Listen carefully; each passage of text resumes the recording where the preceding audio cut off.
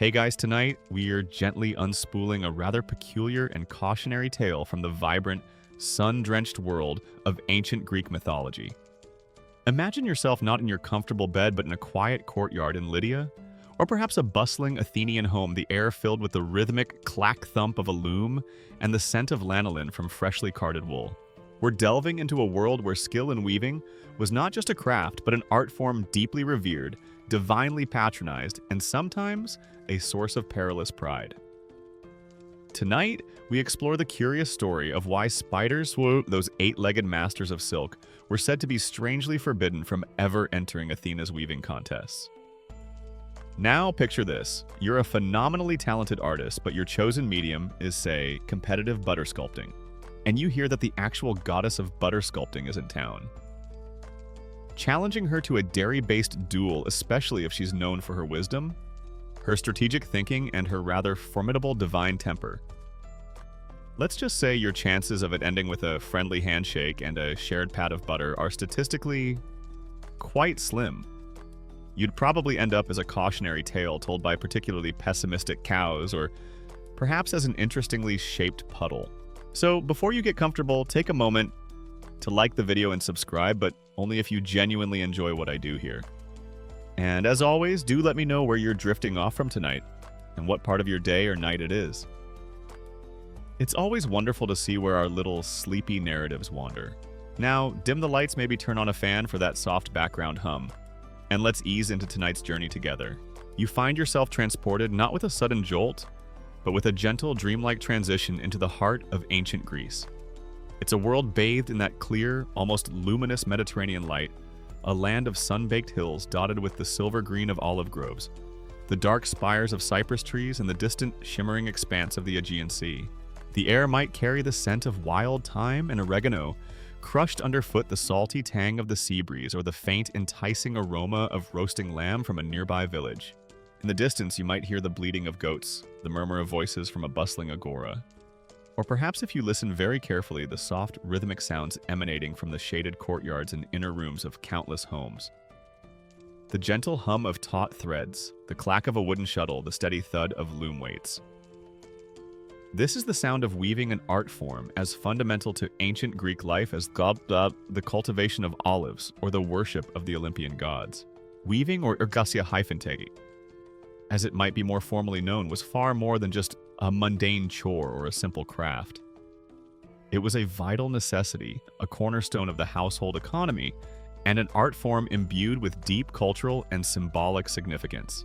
A mainstream historical fact is that weaving was a crucial and highly valued skill in ancient Greece, primarily performed by women across all social strata. From the noblest queen in her palace Genesium, the secluded women's quarters, meticulously crafting elaborate pattern-rich textiles, to the enslaved woman toiling in a larger workshop producing bolts of cloth for trade. The ability to spin wool and flax into thread, and then to weave those threads into fabric for clothing. Blanket sails for ships and sacred offerings was essential to the functioning of society. Forget your modern spin classes and high-intensity interval training. Ancient Greek weaving, especially on the large, upright, warp-weighted loom common in the period, was a full-body workout. All that standing, reaching high to pass the shuttle, bending to adjust the clay or stone loom weights that kept the vertical warp threads taut, and then vigorously beating the newly woven weft threads into place with a weaving sword or comb. You'd develop arms like a seasoned discus thrower, and the kind of serene patience usually only found in ancient philosophers or very, very calm sheep. This revered art, this fundamental skill, was under the divine patronage of one of the most powerful and respected goddesses on Mount Olympus, Athena. Specifically, she was invoked as Athena Ergane, Athena the worker, or Athena the craftswoman. Her oversight extended to many skilled crafts, but weaving and spinning were particularly close to her divine heart. It makes perfect sense when you think about it. Athena was the goddess of wisdom, of strategy, of intelligence, of skill, and of patient, purposeful endeavor. And what is weaving, if not all of these things embodied in textile form? It requires careful planning of patterns, precise execution, an understanding of materials, and immense patience to transform a chaotic mass of raw wool or flax into a coherent, beautiful, and useful piece of fabric. These were all quintessentially Athenan qualities. Thus, the act of weaving in ancient Greece was often imbued with a sense of sacredness. Women would pray to Athena for inspiration for skill in their fingers, for her blessing upon their looms and their finished work. If your loom started acting up, if your warp threads became hopelessly tangled in a way that defied all mortal intervention, you couldn't just Google a tutorial or call a divine IT support hotline. You'd probably offer a particularly heartfelt, slightly desperate prayer to Athena. "O gray-eyed goddess, daughter of Zeus, my warp threads are currently more tangled and confused than Zeus's own notoriously complicated love life. Please send guidance, or at least a divinely inspired, not detangling technique that doesn't involve setting the whole thing on fire." The finest textiles, especially elaborately patterned robes known as peploi, were often created as offerings to the goddess. A quirky or fringe tidbit is the truly monumental peplos woven annually by a select group of Athenian women and girls, the ergastanae, for the ancient olive wood cult statue of Athena Polias on the Acropolis. This was a colossal undertaking, a saffron-dyed robe often depicting mythological scenes like the Gigantomachy, the battle between the gods and giants, a favorite theme of Athena's.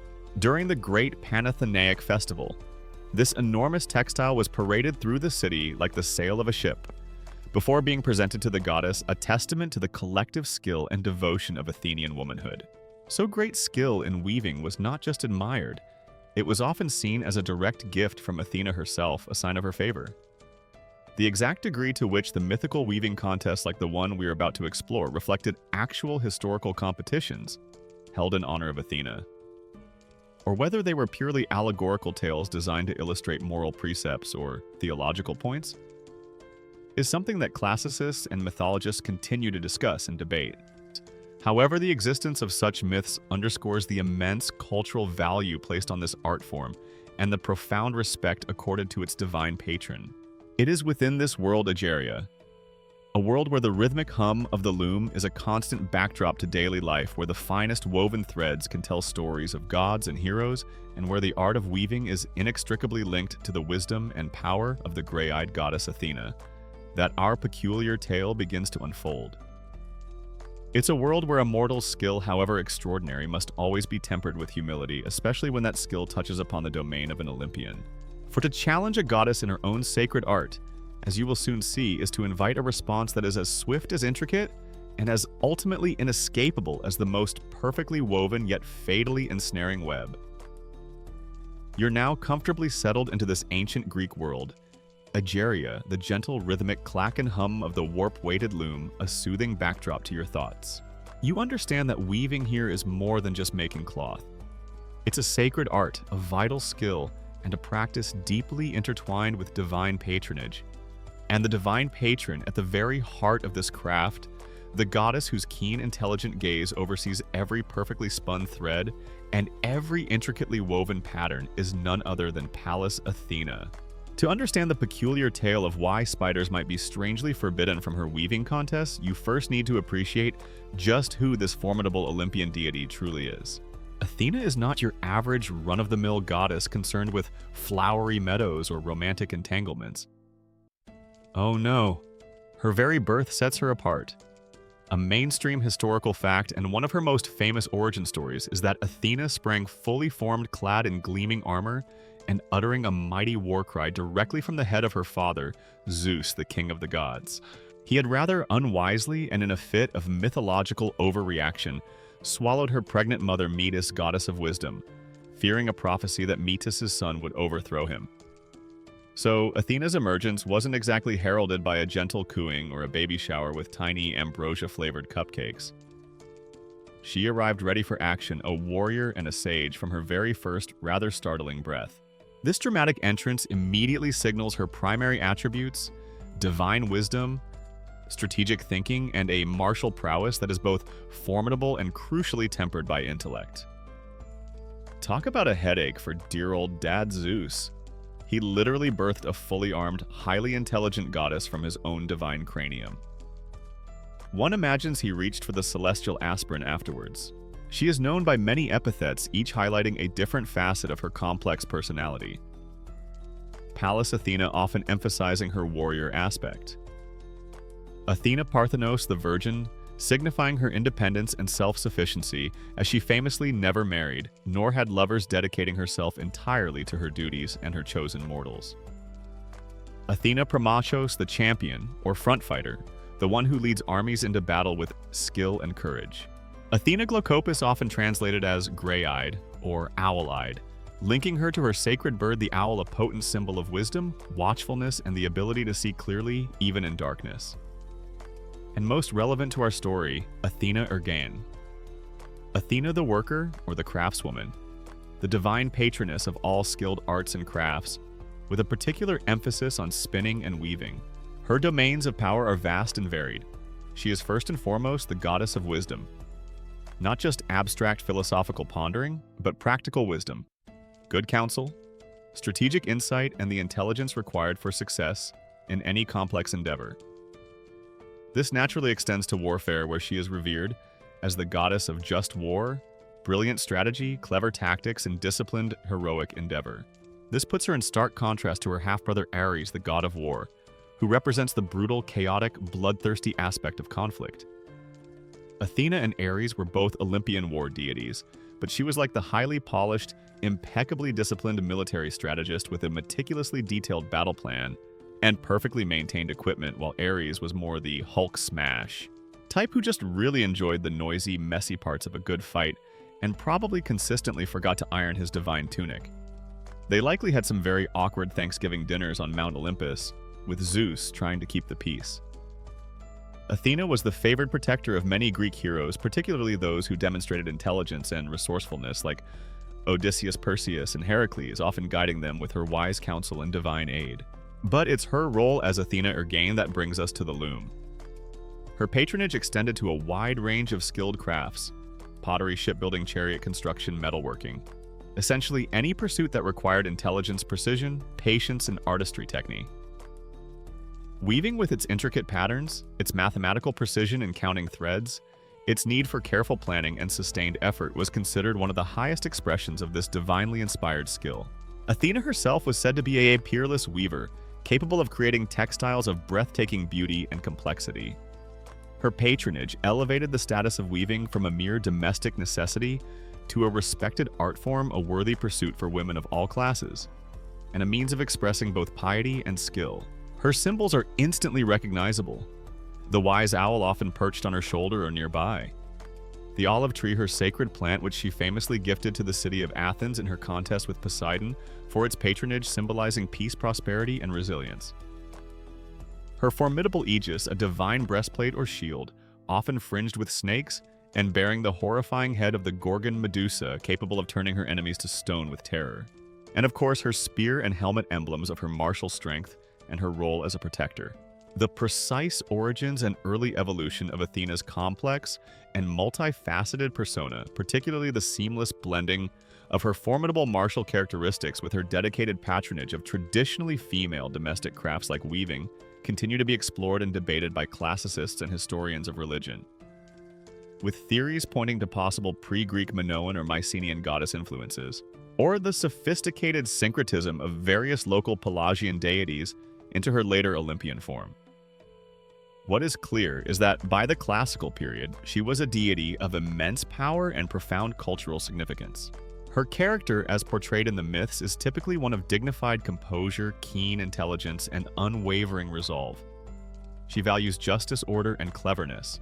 While she can be a benevolent and helpful patron to those she deems worthy, especially those who honor her and demonstrate skill and piety, she is also capable of terrible righteous anger. When her honor is slighted, her domains are encroached upon, or when mortals display excessive pride, hubris, particularly in areas under her divine jurisdiction. She is not a warm, nurturing Earth Mother type of goddess. As Athena Parthenos, the eternal virgin, she is self-reliant, often emotionally detached, and can be stern and unforgiving. You definitely wouldn't want to challenge Athena to a friendly game of chess, let alone a high-stakes weaving contest. Her strategic mind could probably outmaneuver a modern supercomputer running advanced game theory algorithms. And if you lost, which you almost certainly would, she wouldn't just shake your hand and say, "Good game." She might, if you'd been particularly arrogant, decide to turn you into a rather unattractive species of pond scum, or perhaps a particularly mournful-looking species of moss for your outrageous insolence. It's generally best to just admire her divine handiwork from a very safe, very respectful distance. Within the Olympian pantheon, Athena held a position of immense respect and influence. As Zeus's favorite daughter born from his own intellect, she often acted as his trusted counselor and was one of the few deities whose wisdom he genuinely seemed to value. Her voice carried weight in the councils of the gods, and so it is this powerful, wise, and sometimes sternly judgmental goddess, Athena Ergain, who presides over the art of weaving in your ancient Greek world Egeria. It is her divine skill that mortals aspire to emulate her blessing that they seek for their creations. The loom is her altar, the shuttle her scepter, the intricate patterns her sacred texts. To be a skilled weaver is to be touched by her grace, but to claim equality with her, or even more audaciously superiority, that as one unfortunate Lydian maiden is about to discover, is to spin a thread so fine and so dangerous that it might just unravel your entire existence. You are now deeply acquainted with the formidable Athena Egeria, goddess of wisdom, just warfare, and the intricate divinely inspired art of weaving. You understand her power, her intellect, her demand for respect, and the sacredness with which her chosen crafts, especially the loom's delicate dance, are regarded in this ancient Greek world. Now let us shift our gaze from the shimmering golden halls of Mount Olympus to a far more humble, yet in its own way equally remarkable setting. A small town in the sun-drenched land of Lydia in western Asia Minor, a region renowned for its skilled artisans and its vibrant dyes. For it is here that you will meet the mortal protagonist of our peculiar tale. A young maiden whose extraordinary talent at the loom is about to set in motion a chain of events that will echo through mythology for millennia. Her name, a name that will become synonymous with both breathtaking skill and tragic destiny, is Arachne. Her very name, Arachne, is the Greek word for spider. This, of course, is some rather heavy-handed mythological foreshadowing, like naming a character in a disaster movie, Mr. Doomed McSinkington. But for now, as our story begins, Arachne is entirely human. A young woman whose life revolves around the creation of exquisitely beautiful textiles. She is not, according to the most famous telling of her story by the Roman poet Ovid in his Metamorphoses, a princess, or a high-born lady with a lineage tracing back to heroes and minor deities. Instead, her origins are quite modest. Her father Idmon of Colophon was a simple dyer of wool known for his skill in producing rich purple hues, a craft Lydia was particularly famous for. A mainstream historical fact is that Lydia Arachne's traditional homeland in western Anatolia was historically renowned in the ancient Mediterranean world for its advanced expertise in dyeing textiles, especially for producing valuable and highly sought-after purple dyes similar to the famed Tyrian purple. This expertise in creating vibrant, lasting colors would have been a crucial complement to any exceptional weaving skill. Arachne isn't some princess who just happened to pick up weaving as a polite afternoon hobby between lute lessons and learning to sigh gracefully. Her father is a tradesman, a dyer of wool. She probably grew up surrounded by the tools of the textile arts, learning to card spin and weave, almost before she learned to walk, perhaps initially using leftover scraps of fabulously expensive purple-stained yarn to create tiny, exquisitely detailed tapestries for the family cat, or maybe just for practice. Whether the figure of Arachne in mythology represents a specific historical weaver whose extraordinary skill became the stuff of legend, or if she is a purely symbolic archetype embodying timeless themes of human artistry, the intoxicating nature of talent, and the ever-present dangers of hubris when confronting the divine, is a question that mythographers and classicists have long pondered and debated. But whatever her historical basis or lack thereof in the realm of myth, her skill is presented as nothing short of miraculous. As you, Egeria, imagine watching Arachne at her loom, you are utterly captivated. Her fingers, nimble and swift, seem to dance across the taut, warped threads of her upright loom. The wooden shuttle carrying the weft thread flies back and forth with a speed and precision that is almost mesmerizing. She doesn't just weave, she breathes life into the threads. The fineness of her spinning is unparalleled, creating yarns so delicate they seem almost ethereal. The colors she chooses, perhaps drawing on her father's Lydian expertise, are vibrant and harmoniously blended. And the designs that emerge under her skillful hands are breathtaking in their complexity, their realism, their sheer artistry. Arachne's weaving is so astonishingly lifelike, you half expect the delicately shaded sheep in her pastoral tapestries to start baying contentedly and perhaps wander off to find a nice sunny patch of intricately embroidered grass. Birds depicted in her woven scenes probably fool actual living birds into trying to build nests in her woolen trees. It's that good. Her tapestries don't just depict simple patterns, they tell stories. She weaves scenes from mythology portraits of gods and mortals, landscapes so detailed you feel you could step right into them. The figures she creates seem to move to breathe, their woven garments flowing with an almost impossible grace, their expressions conveying a depth of emotion rarely seen even in painted masterpieces. She makes the incredibly difficult art of tapestry weaving with its endless counting of threads and its demand for both artistic vision and painstaking physical labor look utterly effortless, as if the threads themselves are eager to obey her every command, arranging themselves into perfect beauty under her touch. Word of Arachne's extraordinary talent naturally begins to spread. At first, it's just the local women of her town who gather to watch her work their own looms, temporarily abandoned as they stand in silent admiration. Then her fame extends further.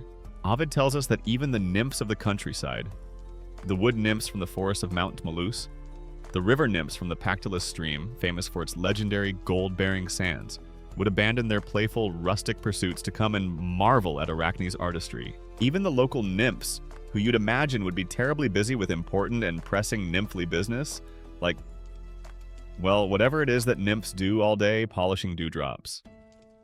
Practicing their synchronized ethereal sighing. Composing ballads about the fleeting beauty of wildflowers apparently takes significant time out of their busy schedules to come and spectate.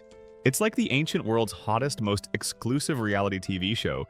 Lydia's got unbelievable weaving talent, and you won't believe what she does with a bobbin. People who witness her skill, who see the almost magical way she handles the loom, and the breathtaking beauty of her finished work, naturally make an assumption.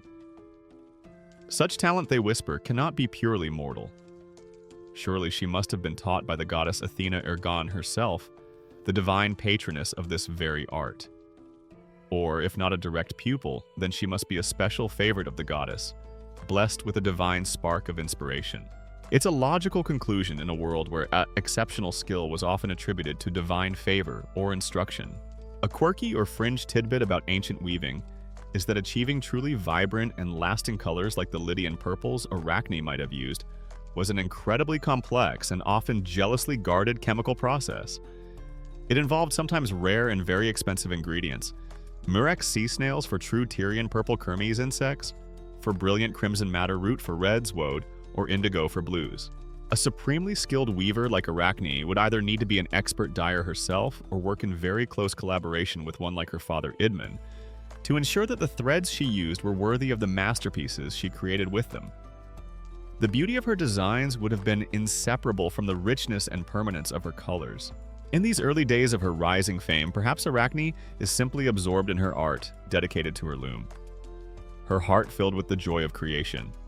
The admiration of others is pleasant, a confirmation of her exceptional gift. The whispers that she must be Athena's protege might even be flattering. But somewhere along the way, as her fame grows and the accolades multiply, a subtle shift begins to occur. The simple pride of the artisan, the quiet satisfaction of a craft well done, starts to curdle into something else, something sharper, more dangerous.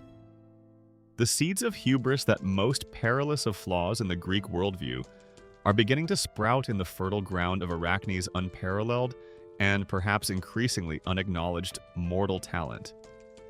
And that, as you will soon see, is where her beautifully woven thread begins to lead her down a very dark and ominous path. You are utterly captivated, Egeria, by the breathtaking artistry of the Lydian maiden Arachne.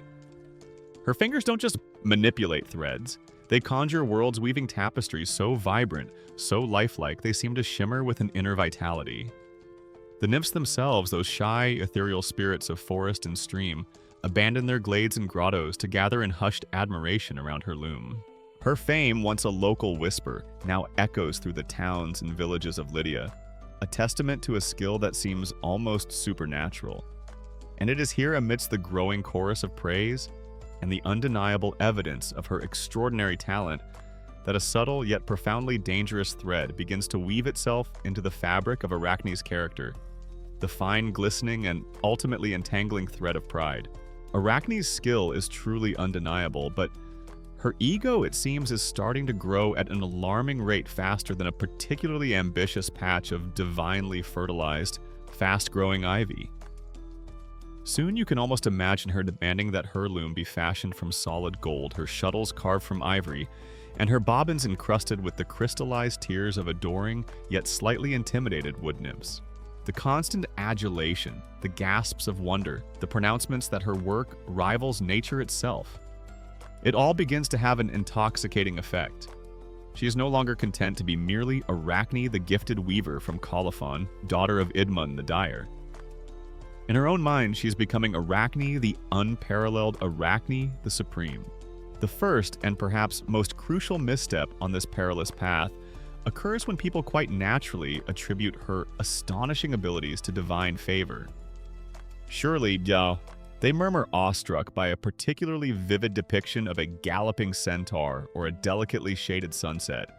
The great goddess Athena or Gain herself must have been your teacher, or at the very least she has blessed your hands with a portion of her divine skill. This is meant as the highest compliment, a way of acknowledging the almost miraculous quality of her art by linking it to its divine patron. But Arachne, her heart now swelling with an increasingly dangerous self-regard, scoffs at such suggestions. People respectfully say, "Oh, Arachne, your skill is so divine. Surely the great Athena herself must have tutored you in the secret arts of the loom." Arachne just sniffs with a distinct lack of humility and replies, "Athena, who please. The only divine intervention happening in this workshop is the sheer unadulterated divinity of my talent." If anything, the goddess probably takes copious notes from me when she's looking for fresh inspiration. The collective sound you might hear at this point is every sensible, God-fearing person in Lydia performing a simultaneous, synchronized facepalm of epic proportions. She begins to openly and then vehemently deny any divine assistance. Her skill, she insists, is entirely her own, born of her own genius, her own tireless practice, her own innate superiority.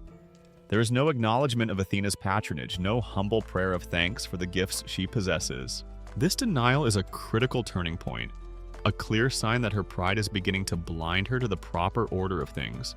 In a world where gods are very real, very powerful, and often very sensitive about mortals encroaching on their domains of expertise.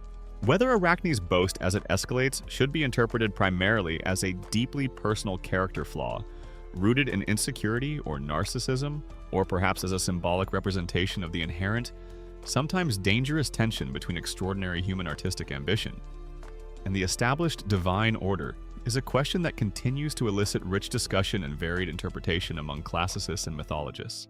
Is she merely a foolish, arrogant girl, or does she represent something larger, the eternal human drive to push boundaries to achieve perfection, perhaps even to rival the gods themselves through sheer talent and willpower? This growing arrogance culminates in the fatal boast, the words that seal her doom. Perhaps it happens in her workshop, surrounded by her magnificent tapestries, their beauty a constant affirmation of her skill. Or maybe it's in a more public setting, spurred on by the fawning admiration of her followers. The exact setting is less important than the audacious content of her declaration. Arachne, her eyes flashing with defiant pride, proclaims not only that her weaving rivals that of Athena, but that it surpasses it. She declares that if Athena herself were to come down from Mount Olympus and engage her in a weaving contest, she, Arachne, the mortal maiden from Lydia, would emerge victorious. Some versions of the myth even have her explicitly issuing the challenge. "Let Pallas Athena come and compete with me. If she should prove the victor, there is no punishment I would not endure." This, in the context of ancient Greek religious belief, is not just confidence. It is hubris of the highest, most dangerous order. So Arachne basically stands up metaphorically or literally puffs out her chest and announces to anyone within earshot, "You know what, I'm so incredibly good at this whole weaving thing." Athena herself, the supposed goddess of it, could come down from her fancy Olympian perch, and I'd still weave intricate gold-threaded circles around her. Bring it on, Grey Eyes. I'm ready for you. Bob saw I did a bye. This, my friends, is the ancient Greek mythological equivalent of poking a very large, very irritable fire-breathing dragon directly in the eye with a sharpened stick, then offering it a detailed critique of its less than optimal snoring habits. It is, to put it mildly, not a recommended course of action. A mainstream historical fact is that in ancient Greek culture, hubris ouvris was considered an exceptionally dangerous character flaw. It didn't just mean ordinary pride or arrogance. It specifically referred to an outrageous, insolent pride that led a mortal to defy the gods, to forget their subordinate place in the cosmos, or to transgress the divinely established boundaries. Such hubris almost invariably invited nemesis divine retribution, often swift and terrible, designed to restore the proper order and remind mortals of their limitations. Challenging a god directly in their specific area of expertise, as Arachne does, was a textbook case of hubris practically gift-wrapping oneself for divine wrath. A quirky or fringe tidbit from the ancient world is that while many Greek artists and artisans were understandably proud of their skills, they would typically inscribe their works with modest phrases like, "X made this, a poison." Openly boasting that you were superior to a god in their own field was just not a good career move, nor frankly a particularly effective strategy for ensuring a long and happy life. Such public declarations of divine rivalry were almost unheard of, confined mostly to the realm of myth, where they served as cautionary tales. The reaction of Arachne's onlookers, those nymphs and local women who once admired her, so fervently now likely shifts to unease, perhaps even fear. They might try to caution her, to remind her of the goddess's power and the dangers of such presumption. But Arachne, blinded by her own brilliance, lost in the intoxicating echo chamber of her own self-praise, is beyond listening to reason. The fine, beautiful thread of her talent has now become a dangerous, tightly wound cord of pride, pulling her inexorably towards a confrontation she cannot possibly win, yet seems perversely eager to embrace. The challenge has been issued, however implicitly at first, and the goddess of wisdom and weaving has undoubtedly heard it. Section 5. Arachne's pride Egeria, that fine glistening thread we spoke of, has now been woven into a rather substantial and perilously conspicuous banner of arrogance. She doesn't just quietly believe in her own superiority anymore. She proclaims it. Her workshop in Lydia, once a place of humble, astonishing artistry, now echoes with her increasingly audacious boasts.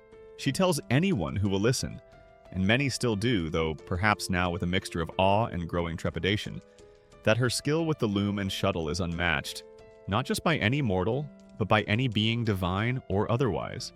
Specifically, she names Athena, the gray-eyed goddess, the divine patroness of this very art. Could not, Arachne insists, produce work to rival her own? The sheer, unadulterated audacity of it is breathtaking.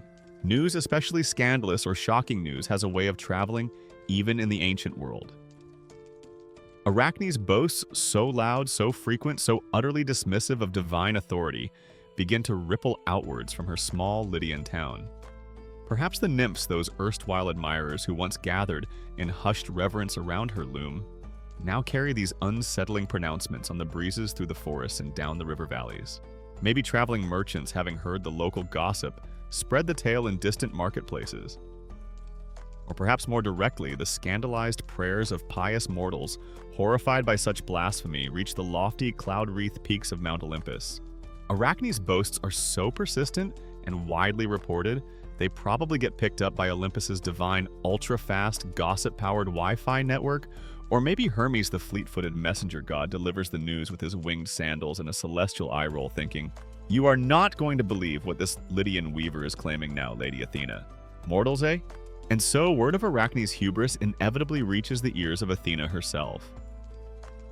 A mainstream historical fact is that in Greek mythology, the Olympian gods were depicted as being acutely aware of and highly sensitive to human affairs, particularly any actions or claims that challenged their honor, their domains of power, or the established hierarchy between mortals and immortals. They did not take kindly to being slighted, especially by a mere mortal. Imagine Athena seated in her celestial chambers, perhaps overseeing the strategic defenses of a favored city, or perusing the latest philosophical treatises because she's the goddess of wisdom after all, and needs to keep up with her reading. Suddenly, the whispers of Arachne's defiance reach her. Her initial reaction might not be immediate thunderous rage. Athena is above all a goddess of wisdom and strategy. Perhaps there's a moment of divine contemplation, a flicker of something akin to disappointment. Athena probably hears about Arachne's increasingly loud claims and just sighs a long, weary, goddess-sized sigh that could probably rustle the leaves on every olive tree in Attica. Oh, mortals. She might think her gray eyes clouded with a mixture of exasperation and perhaps a touch of sadness. Give them a little talent with a shuttle, a few pretty tapestries, and suddenly they believe they can outweave the divine architect of skill itself. It's like toddlers challenging a seasoned grandmaster to a game of Petia. Adorable in a completely doomed and rather irritating sort of way. But this is no small matter. Arachne hasn't just claimed to be a good weaver, she has claimed to be better than the goddess who embodies the very essence of that art. She has in effect thrown down a gauntlet, issued an unspoken but unmistakable challenge. And in the world of Greek gods and mortals, such challenges cannot be ignored. To do so would be a sign of weakness, an admission, however slight, that the mortal's claim might have merit. It would diminish Athena's own divine authority, potentially encouraging further disrespect from other overconfident mortals. It's bad for her divine brand image, you see.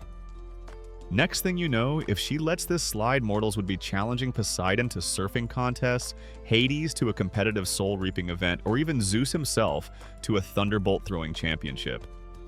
Chaos would ensue, the cosmic order must be maintained. The concept of Phthonos Theon, or the envy of the gods, is a quirky or fringe tidbit that adds another layer to this dynamic.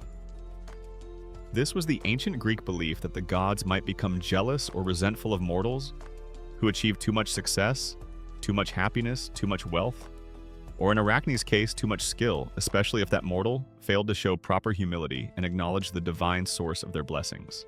Arachne's extraordinary talent, coupled with her increasingly arrogant boasts and her denial of Athena's influence, would make her a prime target for such divine envy, or at least divine corrective action. Classicists and scholars of mythology continue to analyze the complex motivations of the gods in these ancient Greek narratives, often debating whether their frequently harsh punishments for instances of mortal hubris should be interpreted primarily as straightforward reflections of arbitrary or jealous divine power, as sophisticated allegories for inherent natural or psychological limits on human ambition, or as necessary enforcements of a cosmic and social order deemed essential for the well-being of both gods and mortals. Whatever the deepest underlying interpretation, the narrative surface is clear: Arachne has crossed a line. Her challenge, though perhaps not delivered via a formal be-ribboned scroll carried by a herald to the gates of Olympus, is now public knowledge, a blatant affront to Athena's dignity and her divine domain. The other gods are likely aware, watching with varying degrees of amusement concerned, or perhaps a touch of schadenfreude to see how the famously wise and formidable Athena will handle this upstart mortal. The nymphs who once admired Arachne now probably whisper her name with a mixture of awe for her skill and terror for her audacity. Pious weavers throughout Lydia and beyond might offer extra prayers to Athena, hoping to distance themselves from Arachne's sacrilege and to appease the goddess's undoubtedly ruffled divine feathers. The tension builds. The unspoken challenge has, for all intents and purposes, become a very loudly spoken one through Arachne's continued, unrepentant boasting. Athena, the gray-eyed goddess of wisdom, strategy, and the sacred art of the loom, must now decide how to respond. Will she strike the foolish mortal down with a blast of divine power? Will she simply ignore her, deeming her beneath divine notice unlikely given the public nature of the offense? Or will she, in her wisdom, choose a different, perhaps more instructive, more characteristically Athenan path? The looms are, metaphorically speaking, being warped for a contest of cosmic proportions, and the fate of Arachne hangs quite literally by a thread. Section 6. The cosmic challenge has been issued Egeria, albeit implicitly by Arachne's increasingly brazen and public boasts. Her claims of weaving superiority over the mighty Athena have undoubtedly reached the gleaming cloud-capped halls of Mount Olympus, and the gray-eyed goddess, the divine patroness of the very art Arachne professes to master, cannot let such an affront to her honor and authority pass unnoticed.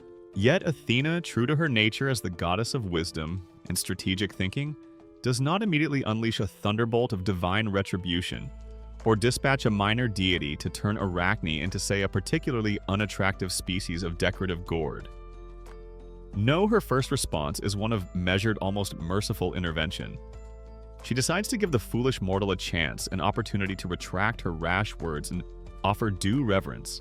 And so, in a manner quite typical of Olympian dealings with humankind, Athena chooses to appear in disguise. A mainstream historical fact is that gods and goddesses in Greek mythology frequently interacted with mortals by assuming human or sometimes animal forms. This allowed them to test individuals, deliver messages, or influence events without immediately overwhelming mortals with the full, terrifying majesty of their divine presence. Athena therefore cloaks her divine radiance and transforms herself into the very image of a harmless, venerable old woman. Imagine her Egeria stooped with age, her hair the color of spun silver, or perhaps a dusty gray. Her face a roadmap of wrinkles conveying a lifetime of experience, leaning heavily on a wooden staff as she makes her way slowly towards Arachne's bustling workshop in Lydia. She looks like someone's kindly old grandmother, perhaps with a faint scent of dried herbs and ancient, well-meaning if slightly unsolicited advice. It's the divine equivalent of going deep undercover, but with significantly more creaking joints and less high-tech surveillance equipment. You, as Arachne, are likely at your loom, the center of an admiring circle of local women and perhaps a few lingering nymphs, still captivated by your flying shuttle and the breathtaking beauty of the tapestry growing beneath your nimble fingers. You might be holding forth expounding on your latest artistic triumph, your voice filled with the intoxicating confidence of youth and unparalleled talent. The atmosphere is one of adulation, feeding the very pride that is leading you towards such a perilous precipice. Into this scene shuffles the disguised Athena. She enters quietly, almost unnoticed at first, her feigned frailty allowing her to observe without causing immediate alarm. She watches you, Arachne, at your work, her keen divine eyes even dimmed by the guise of old age, taking in every detail of your technique. The fineness of your threads, the artistry of your design. Then, when there's a lull in your self-congratulatory monologue, the old woman speaks her voice, perhaps a little reedy, a little shaky, but carrying an underlying note of quiet authority. She begins by praising your skill. My dear child. She might say, her gaze lingering on your latest masterpiece. Your talent is truly remarkable. Such beauty, such lifelike detail the world has rarely seen, such exquisite weaving from mortal hands. This initial praise is genuine for Athena. Even in her impending anger, recognizes true artistry. It's also a strategic move designed to disarm you, to make you receptive to the counsel that is to follow. Having gained your attention, the old woman then, gently, almost sadly, offers her warning. You are indeed blessed with a wondrous gift, daughter. She continues, perhaps leaning a little more heavily on her staff. Seek fame for your art among mortals, and you shall surely have it in abundance. Be content to be known as the finest weaver among women. But it is a dangerous folly, a path fraught with peril to compare your skills to those of the immortal gods, and especially to the great Pallas Athena from whom all such arts ultimately flow. She is a mighty goddess, and her patience, though considerable, is not without its limits. Be wise, child. Retract your rash words. Ask forgiveness of the goddess for your presumption, and she in her wisdom may yet overlook your youthful arrogance. The staff or distaff commonly carried by elderly women in ancient Greece was not just a simple walking aid. It was often a symbol of their age, their accumulated wisdom, and particularly their long association with domestic crafts like spinning and woolworking, crafts directly under Athena's patronage. So Athena's choice of disguise, an old woman leaning on a staff, might have been intended as a subtle, almost subliminal hint of her true identity to a truly discerning and humble mortal. But you, Arachne, are neither discerning nor humble in this moment. The portrayal of divine mercy or forbearance, such as Athena offering Arachne a clear chance to retract her hubristic boasts before divine punishment, is enacted, is a recurring thematic element in some Greek myths, prompting debate among scholars about whether this reflects a genuine aspect of developing Greek religious ethics concerning divine justice, or if it serves primarily as a sophisticated narrative device to heighten the protagonist's ultimate culpability and self-destruction when the clearly offered warning is arrogantly ignored. How do you respond to this kindly, if somewhat unsolicited advice from a dottery old crone with grace, with thoughtful consideration, with a sudden dawning of horrified realization at your own reckless impiety? Not a chance. You, Arachne, flushed with pride and irritated by this interruption to your flow of self-admiration, turn upon the disguised goddess with scorn. You basically pat the disguised Athena on her deceptively ancient head and say with a dismissive wave of your highly skilled but currently very foolish hand, "That's very sweet of you, Grandma. Some truly fascinating, if entirely irrelevant advice. Now, if you'll excuse me, I have some serious world-class boasting to get back to. Perhaps you should run along and have some warm milk and a nice nap." You might laugh off her concerns, telling her she's clearly old and addled, unable to recognize true genius when she sees it. You might even, in your intoxicated arrogance, double down on your claims. "Why should I ask forgiveness?" You retort, your voice sharp with impatience. "My skill is superior. If Athena truly exists, let her come herself and weave against me. Then all will see who is the true mistress of the loom. I fear no goddess." You have in effect slapped away the offered hand of divine mercy, ignoring wise counsel, especially when delivered by the seemingly humble or the aide who were traditionally seen as repositories of wisdom. Was itself considered another form of dangerous folly in Greek thought. It's like rule number 1 in the How to Ensure You Get Yourself Thoroughly Smote by an Annoyed Deity handbook. When a mysterious old stranger who just happens to show up precisely when you're being incredibly and unjustifiably hubristic offers you some pointed life advice, you should probably listen very, very carefully. Arachne, alas, clearly didn't get that particular memo. Or if she did, she probably wove it into a rather disrespectful tapestry depicting how unsolicited memos are for losers and old women who don't understand true art. The disguised Athena listens to your arrogant dismissal, her kindly expression perhaps fading, a flicker of something cold and hard entering her ancient-seeming eyes. She has given you your chance. You have rejected it with contempt. The path to reconciliation is now closed by your own hand. The old woman straightens up her stooped posture, seeming to gain a sudden unnerving dignity. The air in your workshop grows still. The contest you so rashly demanded is about to become very, very real. The air in your workshop? Arachne crackles with an unspoken tension.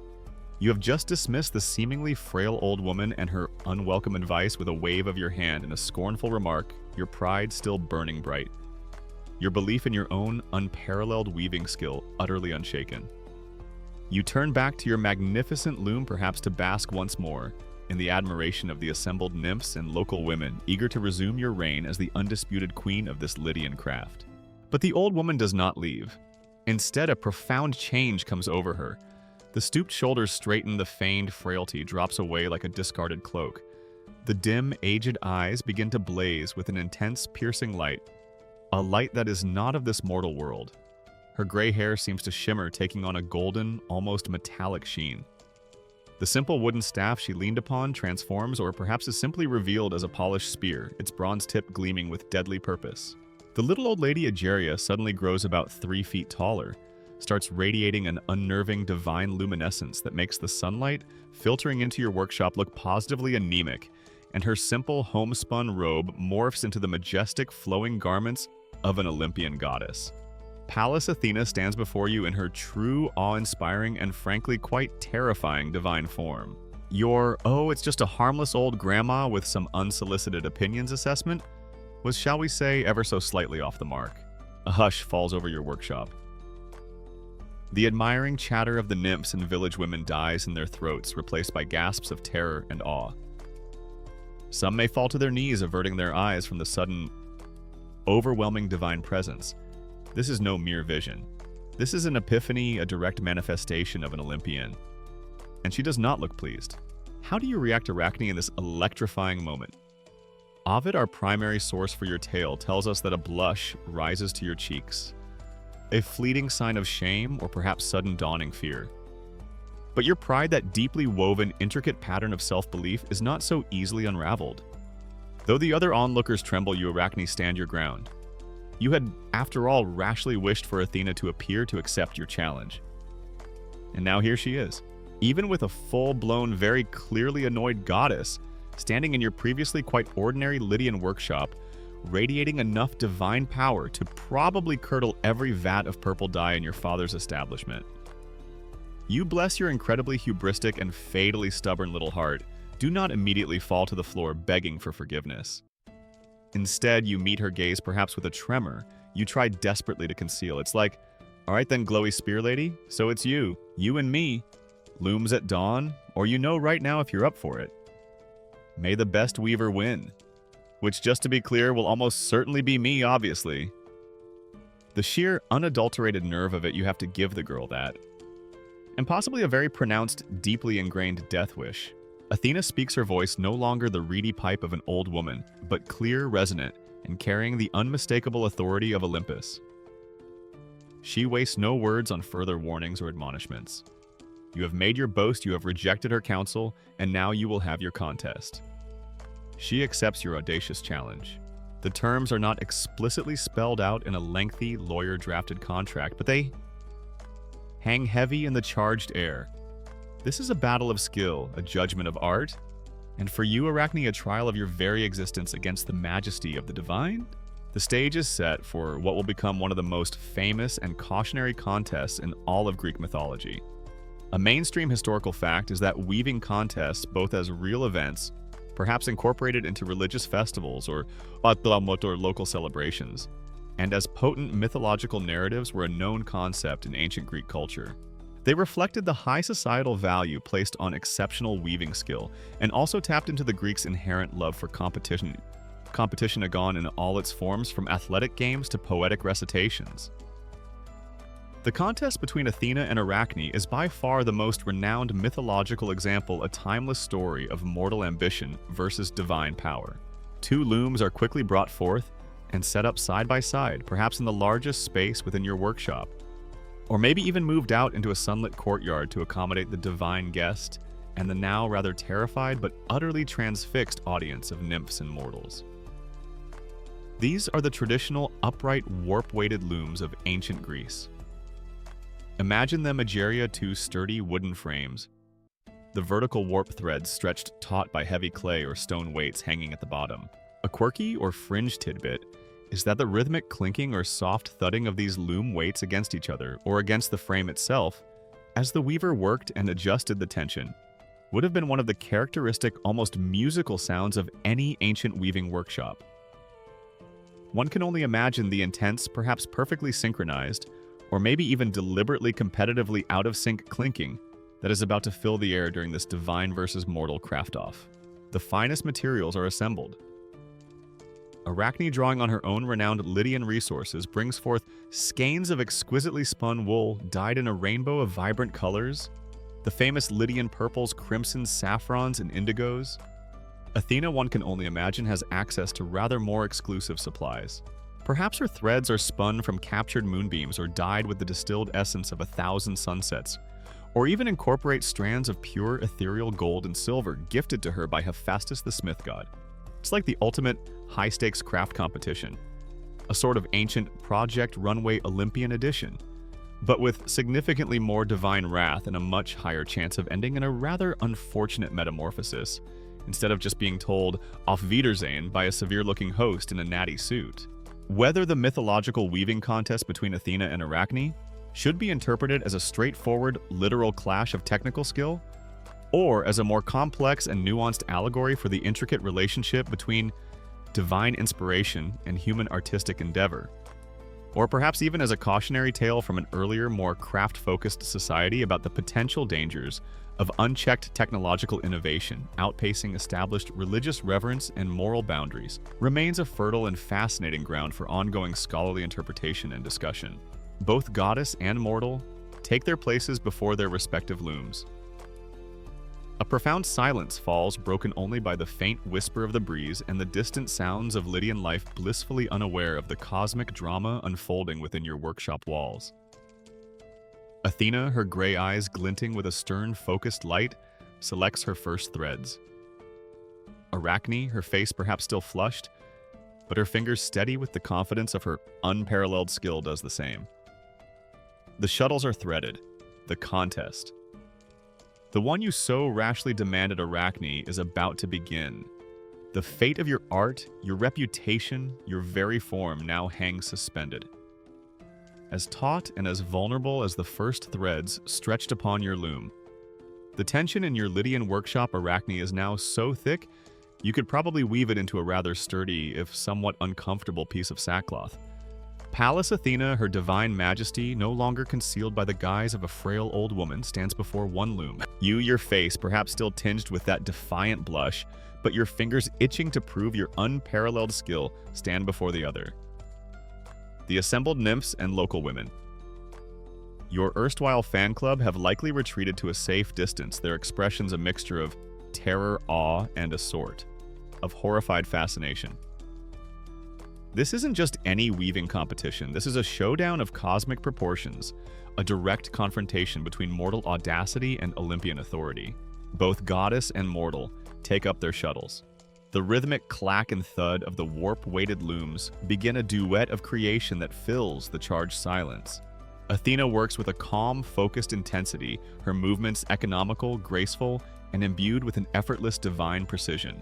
Her shuttle seems to glide through the warp threads as if guided by an unseen force, each pass laying down a line of color with perfect tension, each beat of her weaving sword compacting the weft with unwavering evenness. Athena's shuttle is probably flying across the loom with the kind of divine speed and accuracy that makes your human efforts, however skilled, look like they're operating on a slightly laggy ancient dial-up connection, metaphorically speaking. The sheer unhurried efficiency of a goddess at work is both beautiful and terrifying to behold. And the tapestry that begins to grow beneath her divine fingers, Egeria is a masterpiece of Olympian propaganda, a clear and unequivocal statement of divine power and order. The central panel, as Ovid describes it, depicts her own famous contest with Poseidon for the patronage of the city of Athens. You see the 12 great Olympian gods seated in solemn majesty on their thrones, Zeus himself presiding with an air of grave authority.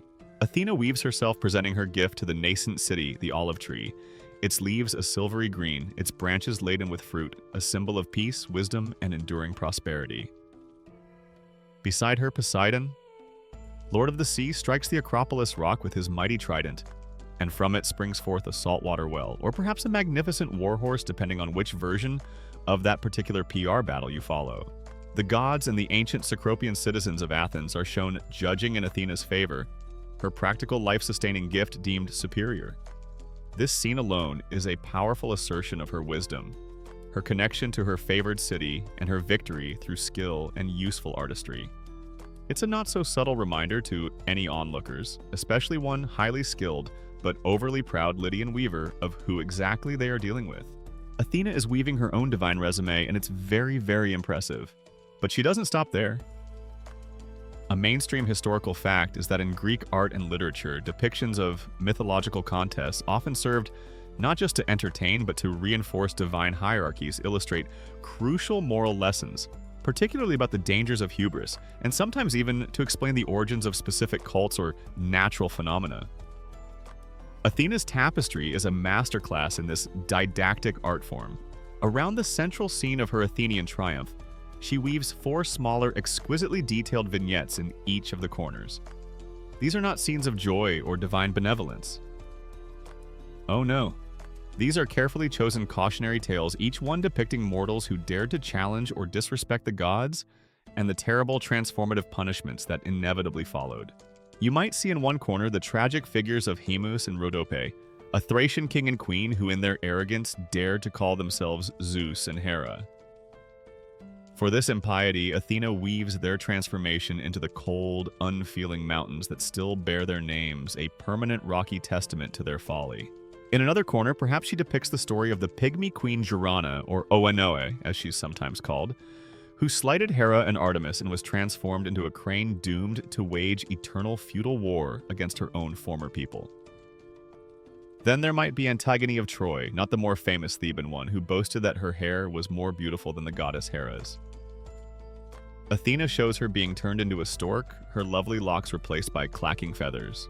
And finally, perhaps the tragic daughters of Cinyras, who, consumed by their own pride, were transformed into the cold, hard temple steps upon which worshippers would forever tread. It's like Athena is pulling out the deep cuts, the B-sides from the mortals who seriously messed up and got turned into unfortunate things by annoyed deities' mythological playlist. the iconographic interpretation of the specific cautionary scenes chosen by Athena for her tapestry particularly. These less universally famous examples of punished mortals is a subject of ongoing scholarly discussion, with some classicists seeing them as direct pointed warnings, specifically tailored to Arachne's particular brand of hubris, while others view them as more general exempla of divine justice and the maintenance of cosmic order, themes prevalent in much of Greek religious thought and artistic representation. Whatever the precise scholarly nuance, the overall message to you, Arachne, is blazingly, terrifyingly clear. This is what happens to mortals who forget their place. This is what happens when you challenge the gods. The artistry of Athena's tapestry is, of course, divinely perfect. The colors are vibrant yet harmonious. The figures so lifelike they seem ready to step out of the woven fabric. The composition is balanced, majestic, and imbued with an undeniable aura of divine authority. The border of her tapestry, Ovid tells us, is woven with olive branches, her sacred symbol of peace. But in this context, it also serves as a subtle reminder of her victory, her rightful dominion over the art of weaving, and perhaps the peace that comes from accepting the proper order of things. As you, Egeria, witness this divine creation taking shape in our shared imaginative journey, into the myth you would feel a profound sense of awe, mixed perhaps with a growing, chilling dread for the fate of the audacious mortal weaver, working so furiously beside the goddess. Athena's tapestry is not just a beautiful piece of art. It's a divine statement, a visual sermon on the perils of pride, a masterfully woven warning.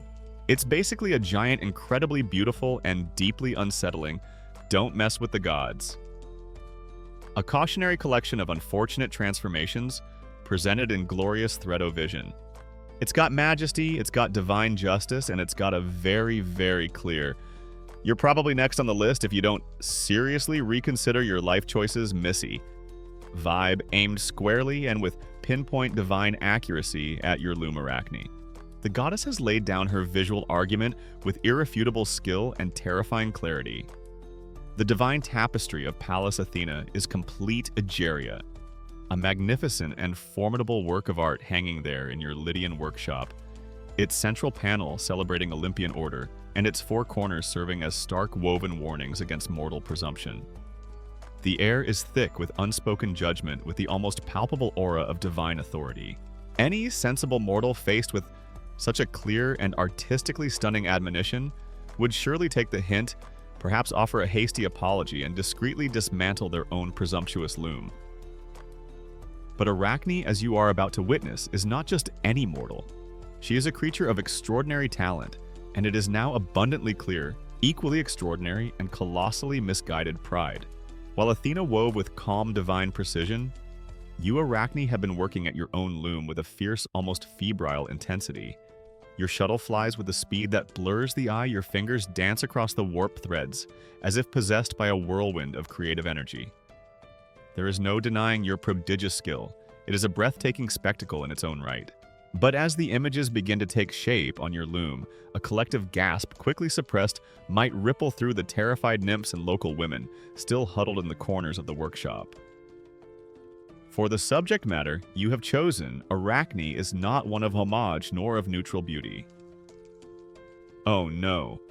You have decided in your infinite youthful wisdom, or lack thereof, to weave a tapestry that is a direct, exquisitely crafted, and deeply scandalous insult to the very gods Athena sought to honor. Athena wove her "Respect the Gods" or else a beautifully illustrated guide to not ending up as a shrubbery masterpiece.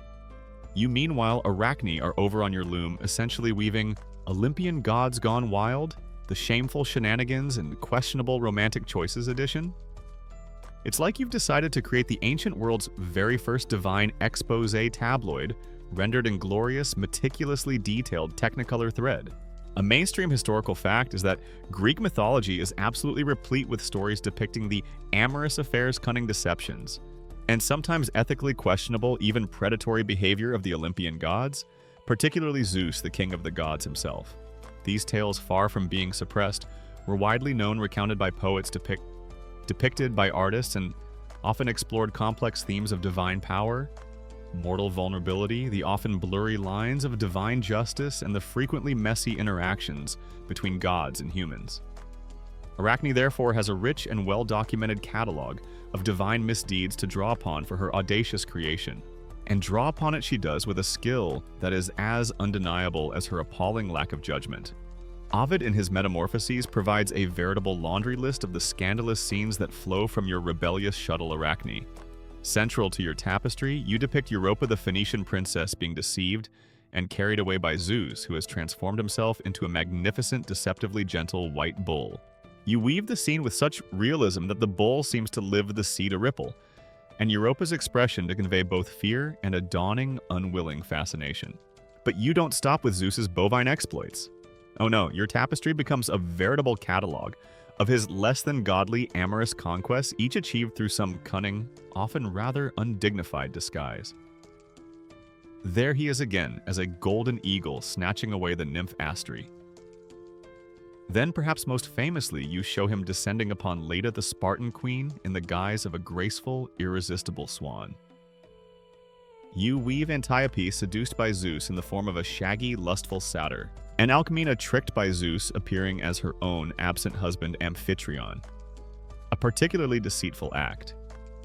Danae too imprisoned in her bronze tower, yet still reached by Zeus, transforming himself into a shower of golden rain, each droplet rendered with exquisite shimmering thread. Aegina, another nymph pursued by Zeus in the form of a flickering flame. And Mnemosyne, the titaness of memory, approached by Zeus disguised as a humble shepherd. He even appears as a serpent to deceive his own daughter. Persephone in some less common tellings, though this is more often Hades' story. Ovid attributes a serpentine Zeus pursuing Dio's daughter. Zeus features so prominently in your tapestry of divine indiscretions, in so many different, often frankly quite bizarre animal and elemental disguises, you start to wonder if Mount Olympus had a very, very confused and overworked zookeeper on its divine staff. Is that a particularly amorous swan, a surprisingly persuasive eagle, or just Dad having another one of his rather complicated romantic episodes?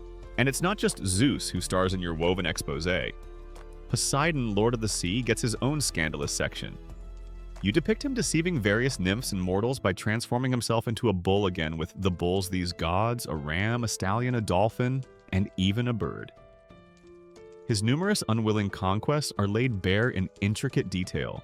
Apollo, the radiant god of prophecy and music, is not spared either. You show him in various disguises, a shepherd, a hawk, a lion, pursuing his own mortal fancies.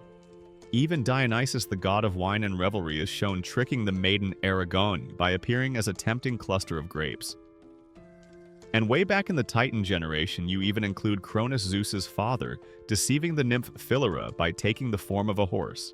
Whether Arachne's tapestry, with its relentless focus on divine sexual misconduct and deception, should be primarily understood as a direct, personal insult, specifically aimed at Athena by systematically shaming her father Zeus and many of her Olympian relatives, or as a broader, more daring artistic statement, challenging the conventional, often heavily idealized representations of the gods in official art and poetry, is a point of ongoing critical discussion and interpretation in studies of the myth. Some might even see a quirky or fringe interpretation here suggesting that Arachne's choice of subject matter could be viewed not just as hubris, but perhaps as a subtle, almost subversive act of female artistic commentary, a way of giving voice to the mortal women and nymphs so often victimized or manipulated by the unchecked power and lust of the male deities. It's a risky defense, certainly, and probably not one that would hold up well in an Olympian court of law, but it adds another layer to her complex motivation. The artistry of your work. Arachne is by all accounts breathtaking. The figures are so lifelike they seem to breathe their expressions, conveying a whole gamut of emotions: fear, surprise, passion, despair. The colors are vibrant, the details precise, the composition dynamic. The deceptions are woven so convincingly that you, the viewer, can almost feel the mortal's confusion, their terror, or their unwilling seduction. Your skill is so astonishingly good, your woven scenes of divine misbehavior so incredibly persuasive, you almost feel a pang of sympathy for the poor, tricked nymphs and queens. But then you remember who exactly is standing right next to you, observing this unfolding masterpiece of slander and divine dirty laundry. with an increasingly stormy expression, Pallas Athena herself, whose beloved father Zeus is the undisputed star of this rather scandalous and highly disrespectful show. Tacked Arachne. Tact, it's clearly not just what you weave, but also for whom you are pointedly and very publicly weaving it. Your risky thread is creating a tapestry of undeniable genius, but also one of profound and almost certainly fatal impertinence. The air in your Lydian workshop Arachne is now almost vibrating with the unseen energies of divine power and audacious mortal talent. Side by side, or perhaps facing each other in a silent woven confrontation, stand two magnificent looms. On one, Athena's grand design is complete. A majestic, awe-inspiring tapestry radiating Olympian authority, celebrating divine order, and subtly yet unmistakably warning against the perils of hubris. Its threads seem to glow with an inner light, its figures exude a calm, formidable power. And on the other loom, your own creation.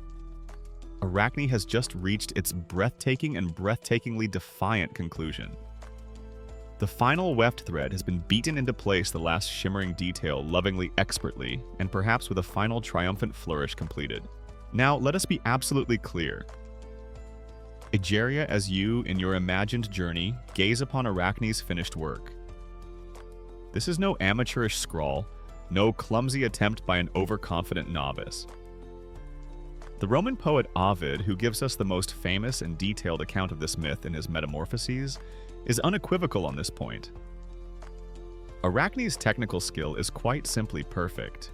He states that not even Invidia herself, the very personification of envy whose entire raison d'etre is to find fault and feel bitter about the successes of others, could discern a single flaw in the workmanship of Arachne's tapestry.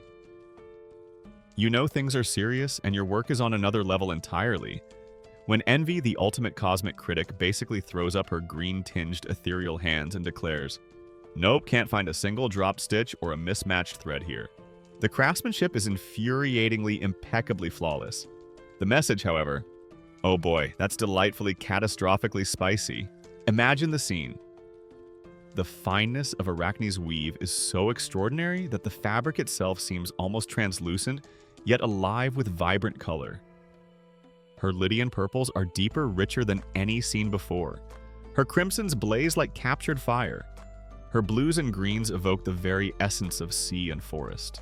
The figure she has woven, those numerous depictions of Zeus, Poseidon, Apollo, and other Olympian gods in their various amorous disguises pursuing and deceiving mortal women and nymphs, are rendered with a realism that is both astonishing and deeply unsettling. You can almost see the gleam of lust in Zeus's swan's eye, the feigned innocence of Zeus's bull, the terror and confusion on the faces of Europa or Leda, the texture of feathers, the roughness of a satyr's hide, the shimmer of golden rain, the deceptive softness of a shepherd's fleece. All are captured with a verisimilitude that makes the woven scenes spring to life. She has mastered perspective shading the illusion of movement, all with nothing but colored threads and her unparalleled skill. A mainstream historical fact is that in ancient Greek aesthetic thought, techne, skill, craftsmanship, artistry, the mastery of a specific technique, was incredibly highly valued across all arts from sculpture and painting to poetry and indeed weaving. To achieve technical perfection, as Arachne apparently did, was a mark of true genius. But it is precisely this technical perfection, this breathtaking beauty, that makes the subject matter of Arachne's tapestry so profoundly shocking and so utterly unforgivable in the eyes of the goddess who now stands before it. This is not art for art's sake in the modern sense. This is art as a weapon, art as a deliberate act of defiance, art as a meticulously crafted insult. The tapestry is, as we've seen, a comprehensive, almost gleeful catalog of divine indiscretions, a highlight reel of Olympian gods behaving badly, particularly in their exploitation of mortal women. Every scene woven with such loving care and exquisite detail serves to mock, to demean, to expose the very gods whom mortals were expected to revere. It's a flawless masterpiece of spiteful art. Arachne's skill is so incredibly undeniably good. Her woven scenes of divine misbehavior are so utterly convincing, you almost feel a surge of sympathy for the beautifully rendered, clearly terrified nymphs being pursued by various gods in disguise. But then you remember with a jolt that she's proudly displaying this particular gallery of Olympian shame directly to Pallas Athena, whose own divine father Zeus is the undisputed, frequently disguised serial seducing star of this whole scandalous thread-based expose. Tact, Arachne tact. It's not just what you weave, but also very much for whom you are choosing to weave it, especially when that whom is a powerful, easily offended, and currently very observant goddess. Whether Ovid's specific portrayal of Arachne's tapestry is technically flawless, but thematically blasphemous, is intended to suggest a genuine, objective parody of weaving skill with the goddess Athena herself, thereby making Athena's subsequent violent wrath seem more like an act of jealous pique rather than righteous divine justice. Or, if it's a more complex literary exploration, of the idea that even perfect human artistry and technical genius cannot justify or excuse a deliberate and offensive defiance of the sacred divine order, remains a key point of ongoing literary analysis and critical interpretation. The myth certainly plays with this ambiguity, forcing you to confront the uncomfortable tension between artistic freedom and religious reverence, between mortal genius and divine authority. Imagine the atmosphere in the workshop now. The looms are still.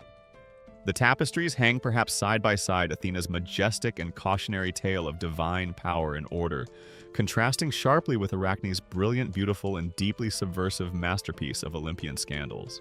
The few remaining onlookers, those nymphs and local women who haven't already fled in terror at the earlier revelation of Athena's true form, are likely frozen in a mixture of horrified awe at Arachne's skill and sheer unadulterated terror at her breathtaking audacity. You can probably hear a pin drop, or perhaps just the frantic, terrified thumping of your own heart, Arachne. Athena steps forward. Her gray eyes, usually so full of wisdom and calm strategic thought, now survey your finished work, Arachne. She moves slowly, deliberately examining every detail of your tapestry. She, the ultimate weaver, the divine patroness of the art, cannot find a single technical fault. Not one. The colors are perfect, the tension of the threads exact, the figures lifelike, the composition daring yet masterful. Your skill, she must acknowledge, is indeed extraordinary, perhaps even unparalleled among mortals. And it is precisely this perfection, this genius lavished upon such a disrespectful and impious theme, that likely fuels her growing divine rage. To see such a gift so outrageously misused, to see the sacred art of weaving employed to mock and demean the gods of Olympus, is an offense that cannot be ignored, a transgression that cries out for retribution. The pause before the storm, the silence as Athena takes in the full shocking scope of your flawless, spiteful art, is perhaps the most terrifying moment of all. Her face is unreadable, which, as anyone who has ever seriously annoyed a powerful authority figure knows, is usually a very, very bad sign. It's the kind of silence that precedes not applause, but a reckoning. And you sense with a cold dread beginning to replace your pride that this reckoning will be severe. The two tapestries hang completed, Geria shimmering in the tense silence of your Lydian workshop, Arachne. Athena's creation radiates divine majesty, a powerful narrative of Olympian order and stern warnings. Your own, a breathtaking display of mortal genius, counters with a scandalous, meticulously woven catalog of divine misdeeds. The technical perfection of your work, Arachne, is undeniable, a masterpiece that even envy itself could not fault. But it is a perfection lavished upon a theme of profound, deliberate impiety. The air is thick with unspoken judgment, with the almost physical pressure of a goddess's mounting displeasure. Athena, her gray eyes, having surveyed every defiant thread, every exquisitely rendered scene of Olympian shame, has remained ominously silent. That silence, you now realize with a sickening lurch in your stomach, is far more terrifying than any immediate outburst. Then the storm breaks.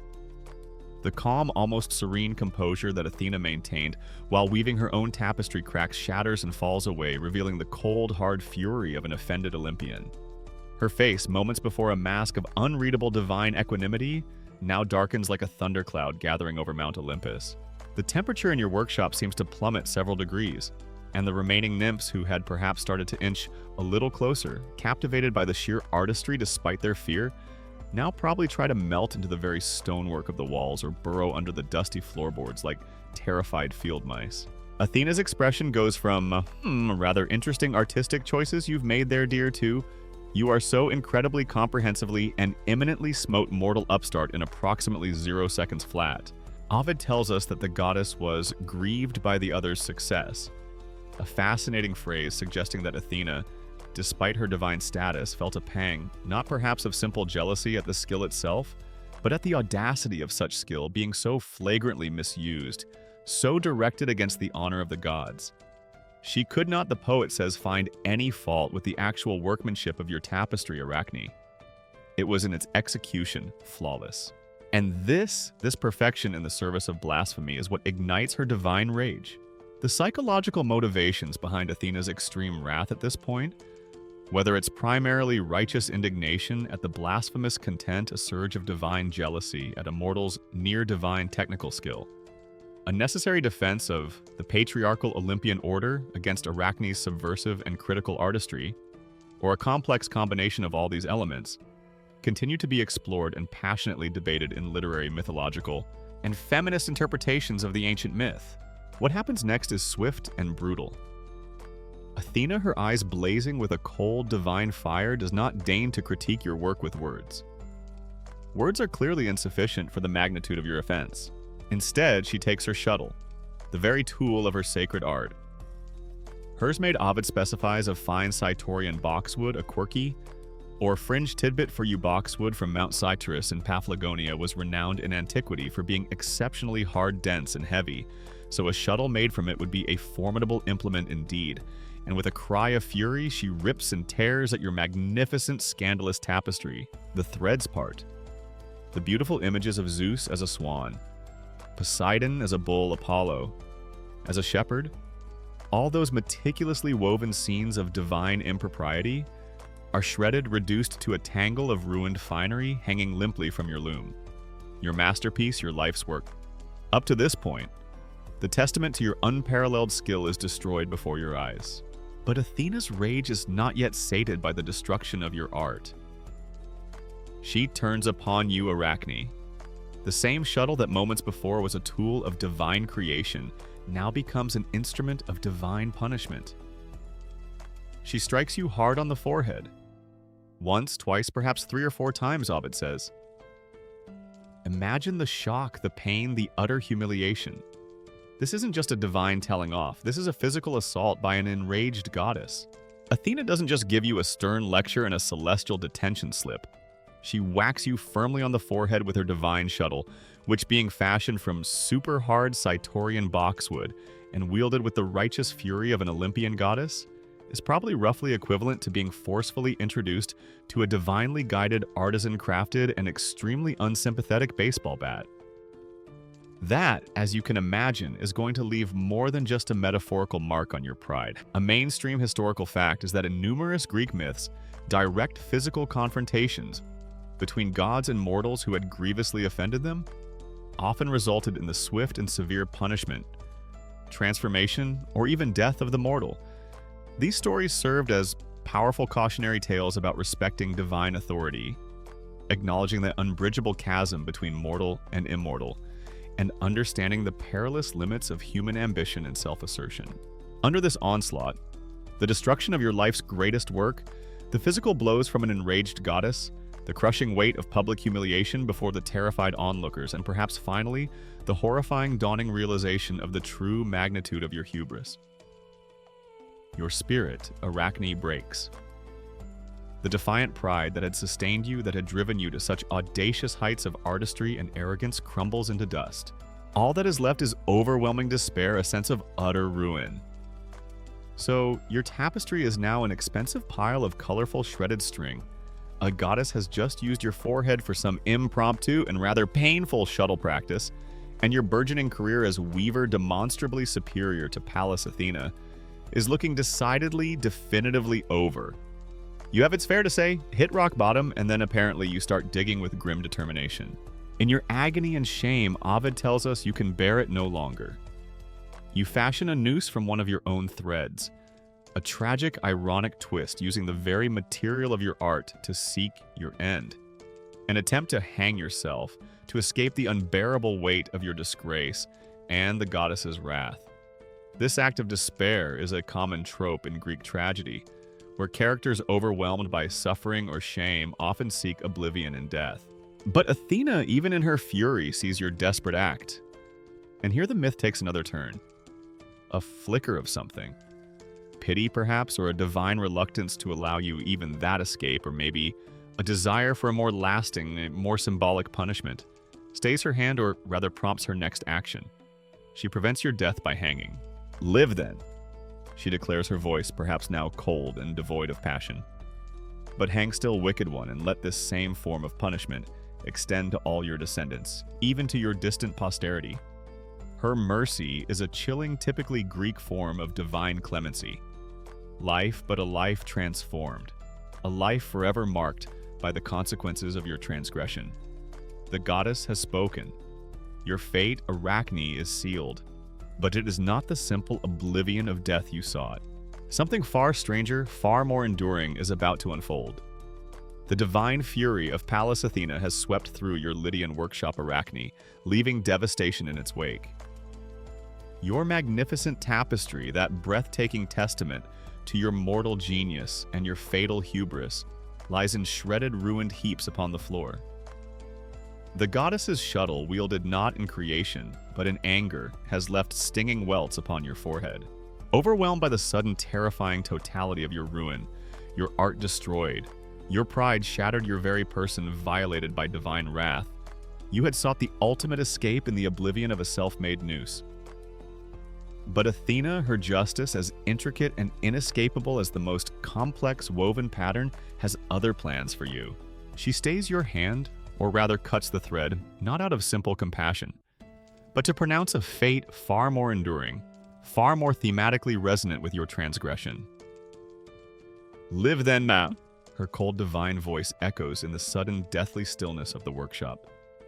"But hang still, wicked one, and let this same form of punishment extend to all your descendants, even to your distant posterity." Athena's version of mercy is, shall we say, uniquely tailored. It's like a judge saying, "Okay, you don't get the immediate death penalty for your crimes against divine artistry, but you do get to spend the rest of eternity and have all your children and your children's children spend eternity as a small, eight-legged creature obsessively making intricate sticky nets out of your own bodily secretions. Have fun with that new career path." It's a very particular and, frankly, quite unsettling kind of divine compassion. Her pronouncement made Athena doesn't just leave you to ponder your bleak future. She takes action to ensure her decree is fulfilled.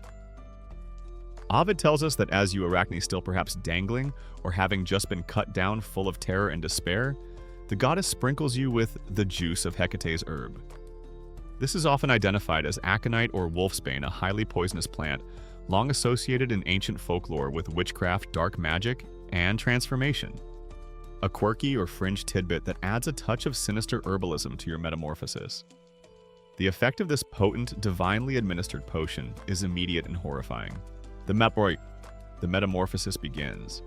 This is not a gentle, poetic fading into another form. This is a grotesque, unwilled contortion of your very being. Imagine the terror, Arachne, as you feel your human body begin to warp and shrink under the influence of the goddess's curse. Your beautiful hair, perhaps once lovingly arranged and admired, now thins and falls away. Your nose and ears, those defining features of your human face, shrivel and disappear, absorbed into your rapidly transforming head. Your head itself contracts, becoming disproportionately small, while your body, your torso, begins to swell, rounding into a bulbous alien shape. One minute you're a world class of somewhat overly confident champion weaver with a slight attitude problem, and the next, your ears are inexplicably vanishing, your fingers are developing an alarming number of extra joints, and you're overcome with an irresistible urge to hang out in dusty, shadowy corners and wait for unsuspecting insects. It's a rough, no-holds-barred makeover, even by the often brutal standards of mythological transformations. The most agonizing part of this change might be what happens to your skilled fingers, those nimble digits that once flew across the loom, creating such breathtaking beauty. They lengthen, they thin, they sprout extra joints, becoming the spindly, delicate, yet unnervingly agile legs of a spider. Your human limbs, once capable of embracing a loved one or gesturing with artistic passion, are now reconfigured for scuttling across walls and ceilings. A mainstream historical fact is that metamorphosis, the transformation of a being's physical form, often from human to animal plant, or even an inanimate object like a rock or a constellation, is an exceedingly common and thematically rich motif in Greek and Roman mythology. These transformations frequently serve as divine punishments for hubris, impiety, or other transgressions against the gods or cosmic law, as vividly illustrated in the myths of Actaeon, Callisto, Daphne, Io, and of course your own unfortunate self, Arachne. As the awful process completes, you are no longer Arachne, the Lydian maiden, the weaver of unparalleled skill. You are now simply Arachne the spider. Your name, once a human identifier, now perfectly chillingly describes your new eight-legged reality. You are tiny, insignificant, a creature that many humans will henceforth view with fear or disgust.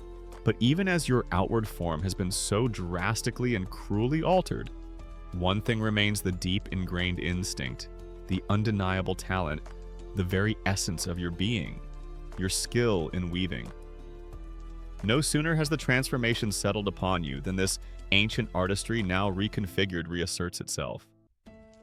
From your newly formed spider body, from the spinnerets that are a grotesque parody of your once nimble fingers, you begin to spin a thread, fine, silken, and incredibly strong. And with this thread, you immediately start to weave your old familiar patterns, creating an intricate, delicate web in some dusty corner of the workshop that was once the scene of your human triumphs and your fatal pride. So there you are, Arachne, freshly spider-fied, probably still a bit disoriented from the whole suddenly having 8 eyes and an exoskeleton experience. Your very first instinct must weave something. You immediately extrude a perfect drag line, cast it to a nearby rafter, and begin to construct a tiny, flawless orb web, perhaps with a little almost inaudible sigh of, well, at least this part of me still works. And look, no loom required efficiency. Old habits, it seems, die exceptionally hard even when you now possess multiple new legs and a radically altered perspective on the concept of interior decoration. The specific choice by Athena of transforming Arachne into a spider, rather than, say, a peacock to mock her pride and beauty, or a voiceless rock to silence her boasts, is incredibly rich in symbolic meaning. And scholars and mythographers continue to debate its myriad connections to ancient beliefs about fate. The Moirai being spinners of life's thread, the often ambiguous nature of female creativity, the inherent dangers of unchecked artistry, and perhaps even echoes of pre-Greek, chthonic or totemistic spider deities, or Earth Mother figures associated with weaving and creation. The punishment is in its way a masterpiece of poetic if cruel justice. Your greatest gift becomes your eternal, instinctual, and now largely uncelebrated function.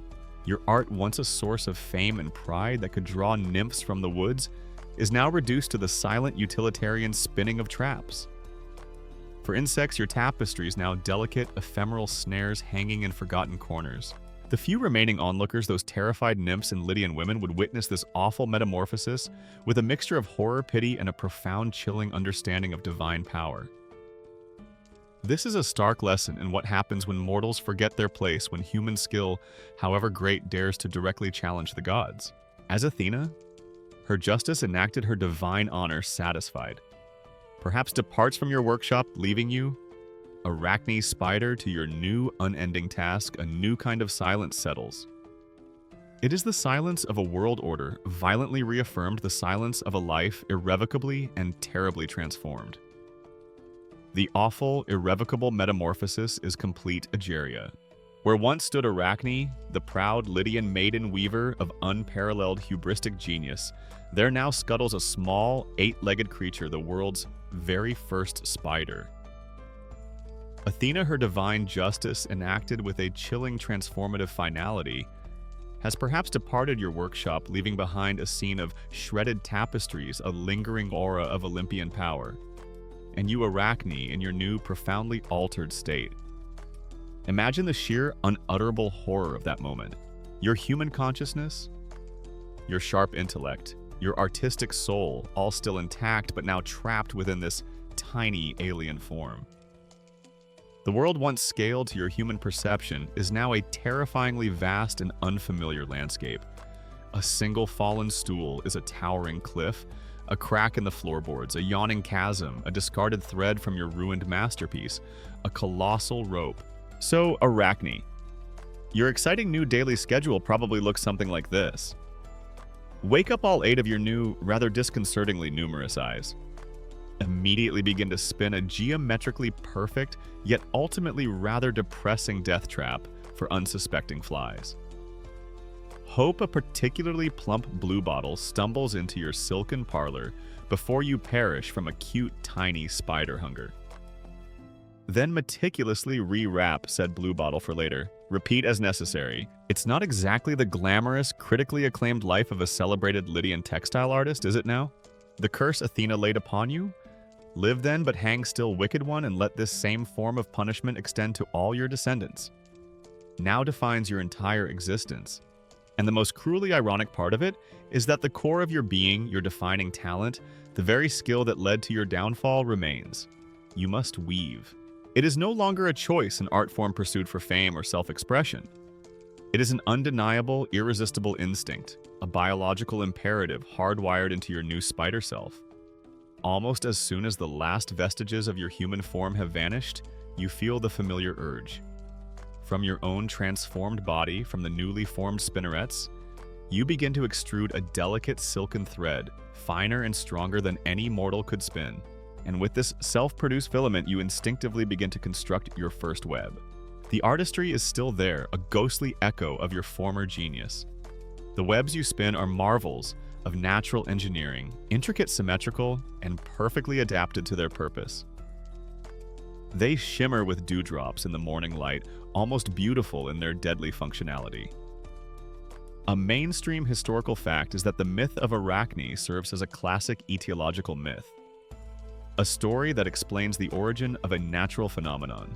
In this case, it explains the origin of spiders from your Greek name Arachne, which simply means spider, and their characteristic, seemingly innate web-spinning behavior, directly linking this remarkable ability to a human artist, transformed due to her hubris against a deity.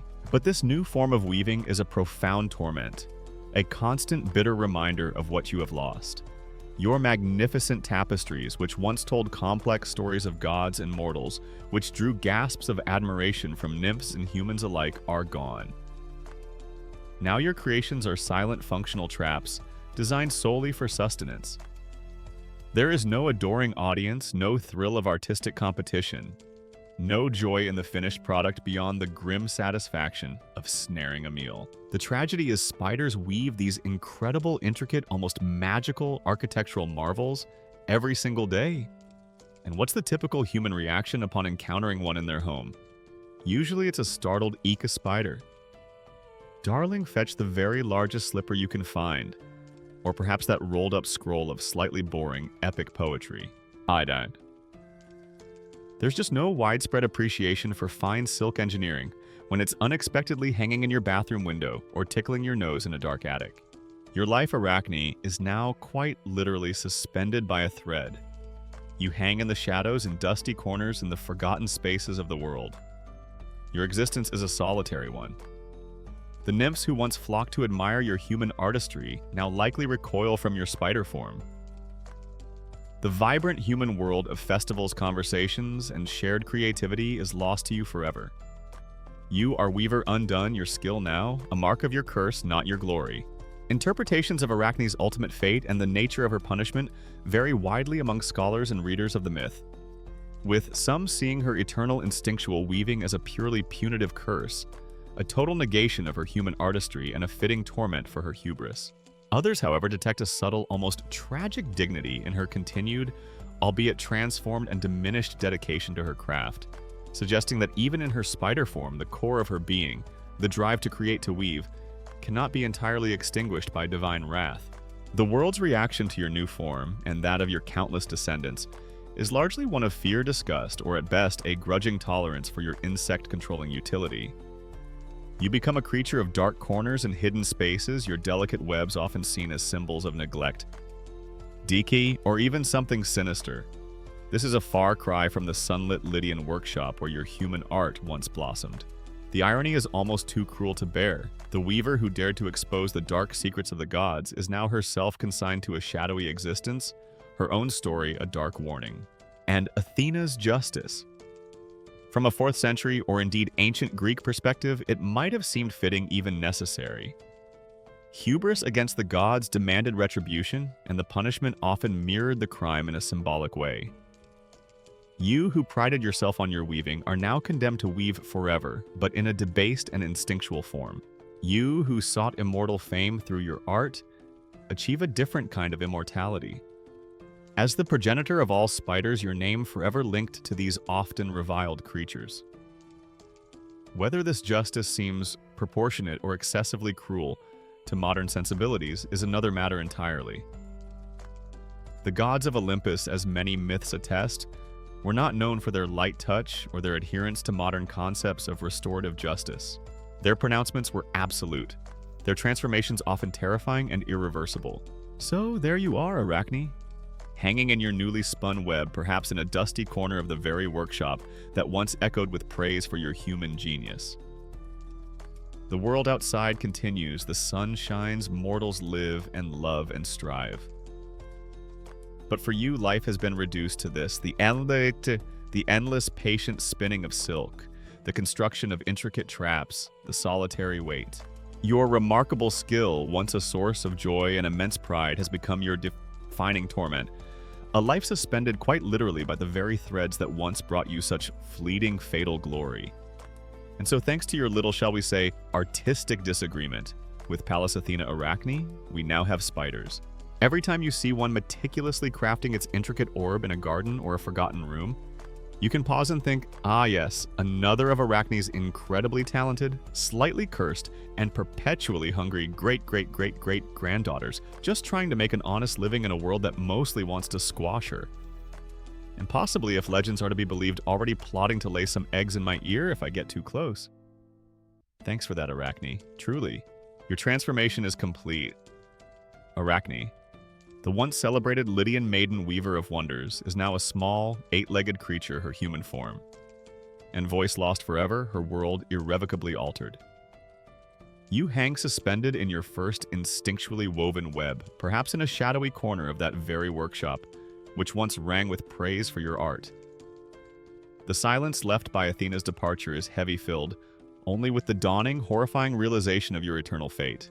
This, then, is the crux of our peculiar tale, the mythological explanation for why spiders, your myriad descendants, are forever forbidden.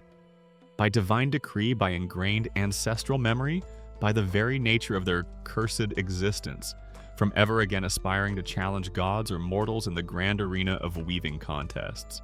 It's not as if there's a formally published rulebook for interspecies art competitions. Egeria, with a specific clause stating Section 8, subsection B, all participants must possess fewer than 6 legs and no more than 2 spinnerets. Arachnids need not apply. The ban is far more profound, more mythically embedded than that. If a particularly ambitious, artistically inclined spider, one of your distant offspring, perhaps decided to scuttle up to the registration table for the annual Panathenaic weaving competition, brandishing a tiny, exquisitely woven sample of its finest orb web, the startled Athenian officials would probably just look at each other in stunned disbelief. Then at the diminutive, multi-eyed applicant, then back at each other with raised eyebrows. They might then very politely and with a considerable degree of nervous haste explain, "I'm terribly sorry, Madam Arachnid, but we seem to be completely out of loom weights in your particular, weight class." And also the esteemed goddess Athena sends her very specific, non-negotiable regards in a rather firm celestial, don't even think about it. Please enjoy the complimentary olive oil and have a safe scuttle home. The first and most obvious reason for this ban is, of course, Athena's curse itself. Her words, "Live then, but hang still, wicked one," and let this same form of punishment extend to all your descendants, are not merely a sentence upon you, Arachne. They are a redefinition of your entire lineage. Your skill, once a source of pride and potential glory, is now inextricably linked to your punishment. You and your offspring are condemned to weave, yes, but not for fame, not for beauty. in the human sense, not for challenging the established order. You weave now out of base instinct for survival to create traps for sustenance. Your art has been reduced to a biological function, a constant repetitive reminder of your fall from grace.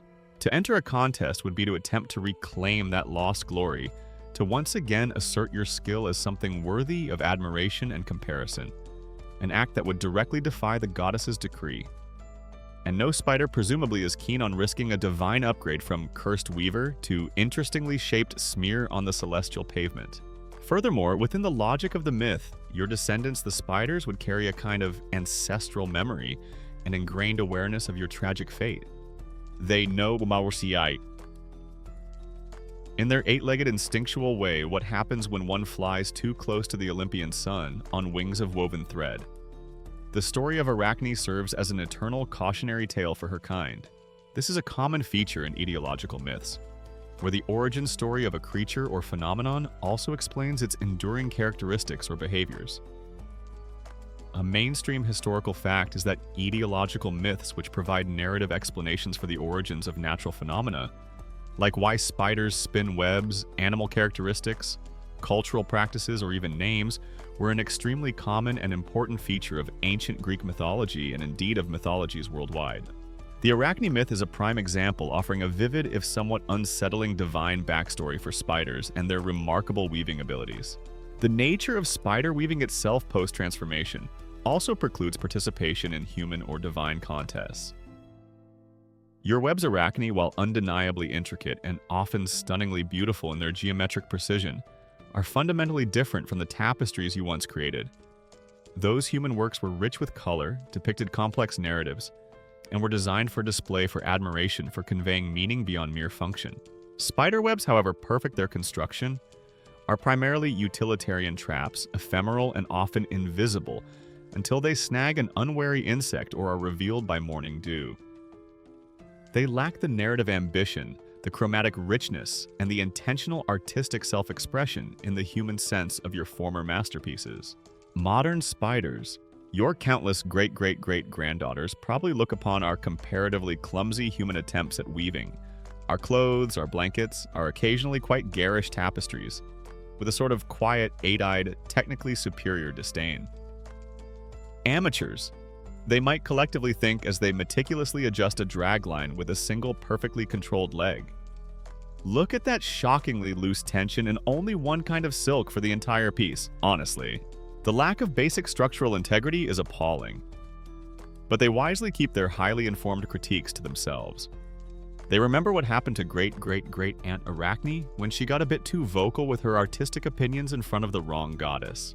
Whether this mythological ban on spiders from weaving contests should be interpreted solely as a straightforward etiological narrative device to explain their nature and keep them in their place within the cosmic order, or if it subtly reflects deeper ancient societal anxieties about unbridled, potentially subversive female creativity and artistic ambition being put in its place and confined to a more domestic, less public sphere through such cautionary divine punishments, is a topic that continues to be explored by scholars of gender studies, mythology, and classical literature.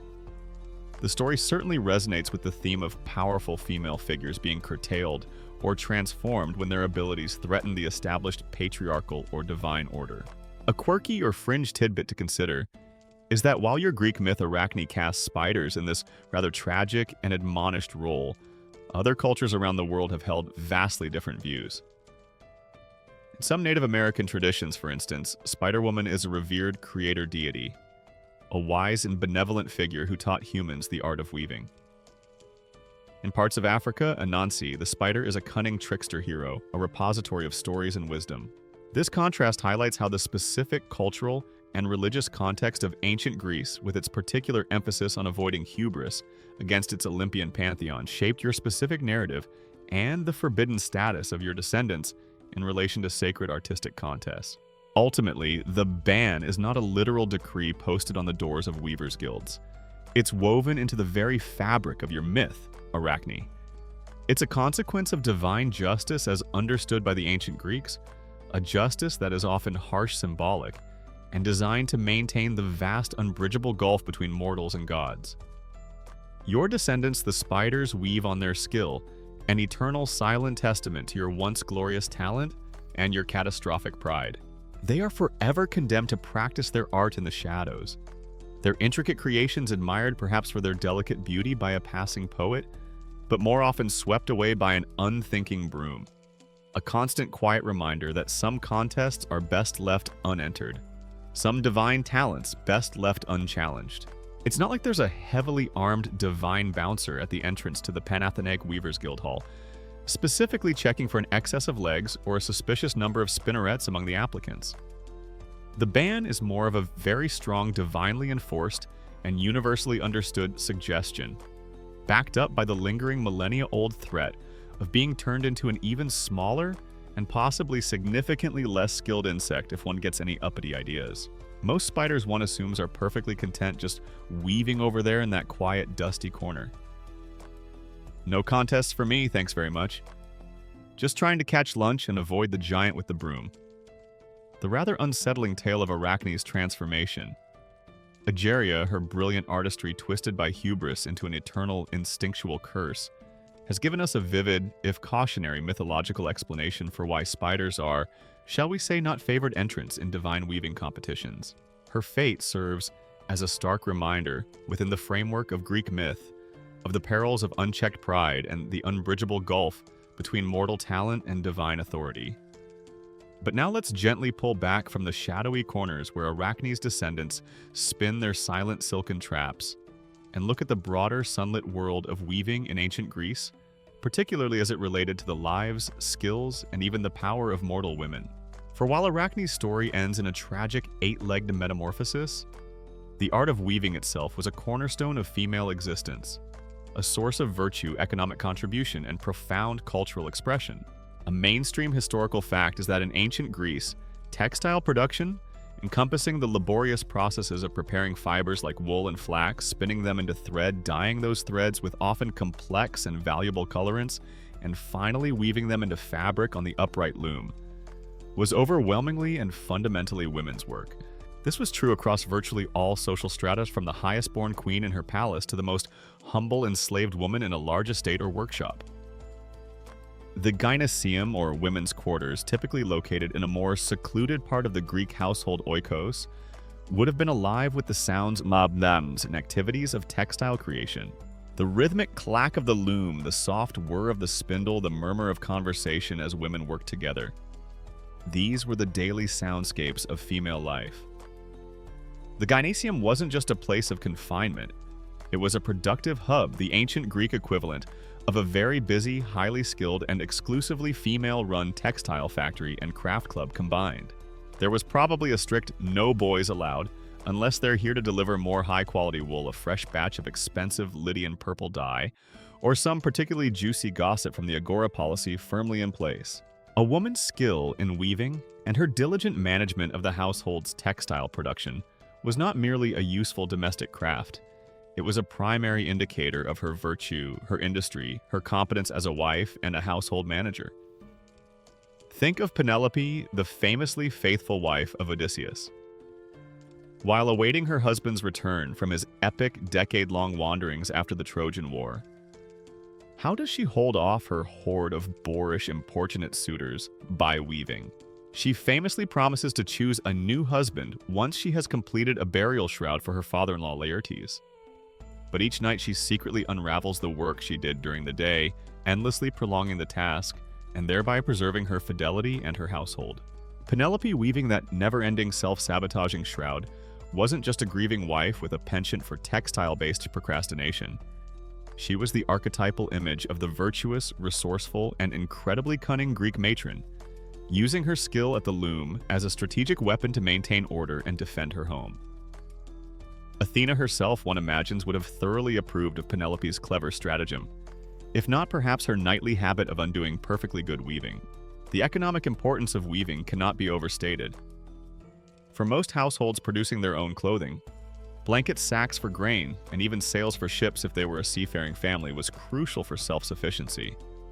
A surplus of well-made textiles could be a valuable commodity for trade or barter. Archaeological evidence and textual sources point to larger-scale weaving workshops, sometimes employing enslaved women or poorer free women producing cloth for wider markets both within Greece and for export.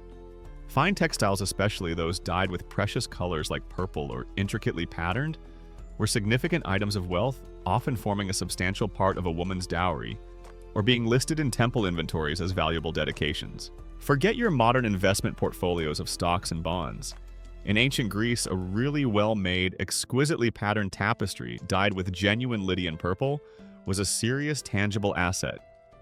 You could probably trade a particularly fine one for a couple of healthy goats, a lifetime supply of top-grade olive oil, or maybe even a slightly used but still quite serviceable chariot, provided you haggled with appropriate Greek astuteness.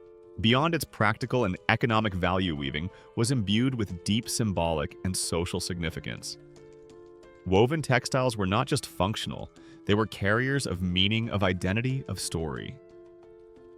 Elaborate tapestries like the mythical ones created by Athena and Arachne could depict scenes from mythology, heroic battles, or important family histories, serving as visual narratives that preserved and communicated cultural memory. Specific types of textiles and patterns were associated with particular regions, religious cults, or social statuses. The act of presenting a specially woven garment, like the Panathenaic peplos for Athena's cult statue, was a profound act of communal devotion. Textiles played a key role in rites of passage, special garments for birth, marriage, and death. A quirky or fringe tidbit is that the renowned 7th century BC lyric poet Sappho of Lesbos, celebrated for her passionate verses, also mentions in her poetry the beauty of Lydian textiles, particularly their intricate workmanship and vibrant dyed headbands or fabrics, highlighting the prestige and desirability of these specific regional weaving traditions. This, of course, brings us right back to Arachne's Lydian origins, underscoring the real-world fame of the textile arts from her homeland. Weaving was also often a communal activity.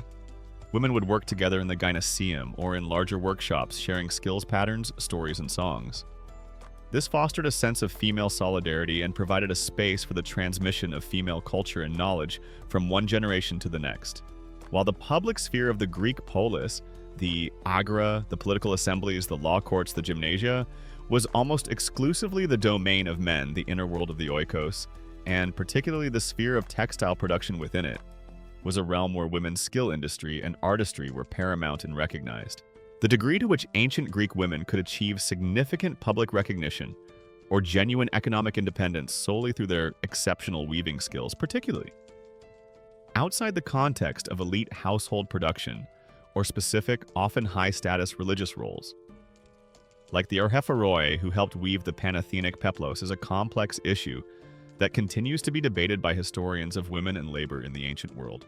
Given the overarching societal constraints on women's public lives and economic autonomy, however, within their own sphere and certainly within the narrative of myth, extraordinary skill like Arachne's was clearly acknowledged, even if its audacious public assertion could lead to divine trouble. The story of Arachne, then, while a cautionary tale about hubris, also implicitly acknowledges the immense power and artistry inherent in what was considered women's work. Her technical perfection, so great that even Athena could not fault it, speaks volumes about the heights of skill that mortal women could and did achieve at the loom. The tragedy lies not in her skill, but in her failure to temper that skill with piety and a due respect for the divine order. The loom in ancient Greece was indeed a source of power. The power to clothe and protect, the power to create wealth, the power to tell stories, and the power to express devotion. Arachne's peculiar tale reminds us that such power in the Greek worldview always came with the responsibility to wield it wisely. Word count 1398. The shadows in your Lydian workshop, Arachne, have lengthened with the telling of your fate, and the rhythmic clack of the loom has long since fallen silent, replaced by the almost imperceptible rustle of a newly formed spider, diligently, perhaps mournfully, beginning its eternal instinctual task. Our journey through this ancient myth, with its vibrant threads of artistry, pride, divine power, and tragic transformation, is also drawing to a gentle close. We've seen how a mortal's extraordinary skill, when untempered by humility, could lead to a direct and perilous confrontation with the divine, and how the gods of Olympus, for all their wisdom, were not above jealousy or a rather pointed and permanent form of retribution. The tale of why spiders were in a mythological sense forbidden from Athena's weaving contests has unspooled before us, revealing not just a simple story of a boastful girl and an angry goddess, but a deeper exploration of the nature of art, the responsibilities of the artist, and the delicate balance between human ambition and sacred order in the ancient Greek world. We've felt the sun on our faces in the fields of Lydia, heard the whispers of admiring nymphs, sensed the charged atmosphere of that fateful contest, and perhaps even shivered a little at the chilling finality of Arachne's transformation. The story lingers, doesn't it? Like the fine, almost invisible silk of a spider's web. Its themes of creativity, pride, punishment, and the very origins of nature's tiny, skilled weavers cling to the corners of our minds. It's a reminder that even the smallest creatures, the most everyday crafts, can be imbued with layers of ancient meaning, with stories that seek to explain the world and our place within it. And perhaps it also whispers a timeless caution about the importance of honoring the source of our gifts, whatever they may be. Your transformation is complete. Arachne, your fate woven as it were into the very fabric of mythological understanding. The story of your audacious challenge, your breathtaking skill, and your tragic eight-legged downfall echoes through the centuries, offering a powerful reflection on the complex relationship between mortals and gods, and the enduring human themes of hubris, divine retribution, and the often double-edged nature of extraordinary talent. But let us now shift our focus, Egeria, from the personal tragedy of a single, albeit exceptionally skilled Lydian weaver, to the larger, more universal moral threads that are so intricately interwoven into your myth. What is the enduring ethical core of this cautionary tale? Why has the story of Arachne resonated so profoundly through generations of storytellers, artists, and audiences? The most obvious and frequently cited moral of your tale is, of course, a warning against hubris. That arrogant, excessive pride that leads mortals to overstep their bounds, to forget their subordinate place in the cosmic order, and most dangerously, to directly challenge the gods. A mainstream historical fact is that the ancient Greeks viewed hubris as an exceptionally dangerous character flaw, almost a kind of spiritual disease that inevitably provoked nemesis divine retribution. It wasn't just ordinary pride or ambition. It was a specific, outrageous kind of arrogance that flaunted mortal limitations and transgressed against the divinely ordained hierarchy. Your boast, Arachne, your explicit claim of weaving superiority over Athena herself, is a textbook, almost cartoonishly perfect example of this fatal flaw. It's like composing a deeply offensive and meticulously crafted diss track directed at Zeus himself, then calmly sending him the lyrics in triplicate with a polite request for feedback. Just wasn't a good plan. Your punishment, therefore, is not merely a display of divine pique or a simple act of revenge. It is a necessary restoration of cosmic balance, a reassertion of the unchallengeable power and authority of the gods, and a sharp, chilling reminder to all mortals of their proper place. The transformation into a spider, while seemingly cruel from a modern perspective, would have been seen by the ancient Greeks as a fitting, even poetic form of divine justice. Your skill, the very source of your pride, becomes your eternal torment. Your art reduced to the repetitive, instinctual spinning of traps. Your existence, once full of human possibility and creative potential, is now reduced to a small, often reviled creature, a living, eight-legged testament to the folly of challenging the divine. It's like the universe saying, "Oh, you think you're so good at weaving? Well now, that's all you're going to do forever. And no one is going to admire your work. You're going to have to eat flies, and people are going to shriek and try to flatten you with rolled-up copies of the Iliad. Enjoy your new life, champion." Scholarly interpretations of the Arachne myth, and particularly the nature and perceived proportionality of Athena's punishment, continue to be a subject of vigorous debate, with some arguing that it serves primarily to reinforce a rigid authoritarian view of divine power and mortal subservience, while others suggest it also subtly critiques the gods' frequent lack of mercy and their potential jealousy or fear of extraordinary mortal achievement. Some more modern feminist readings might even see your story, Arachne, as a cautionary tale not so much about hubris in general, but specifically about the dangers for women of publicly displaying exceptional skill or daring to compete in spheres like art, often implicitly claimed by male power structures, whether human or divine. But beyond the simple moral of "don't mess with the gods," Your myth also explores other more nuanced themes. It grapples with the nature of art itself. What is the true purpose of artistic skill? Is it simply the creation of beauty? Or does it also carry a responsibility to respect prevailing social and religious norms? Your art.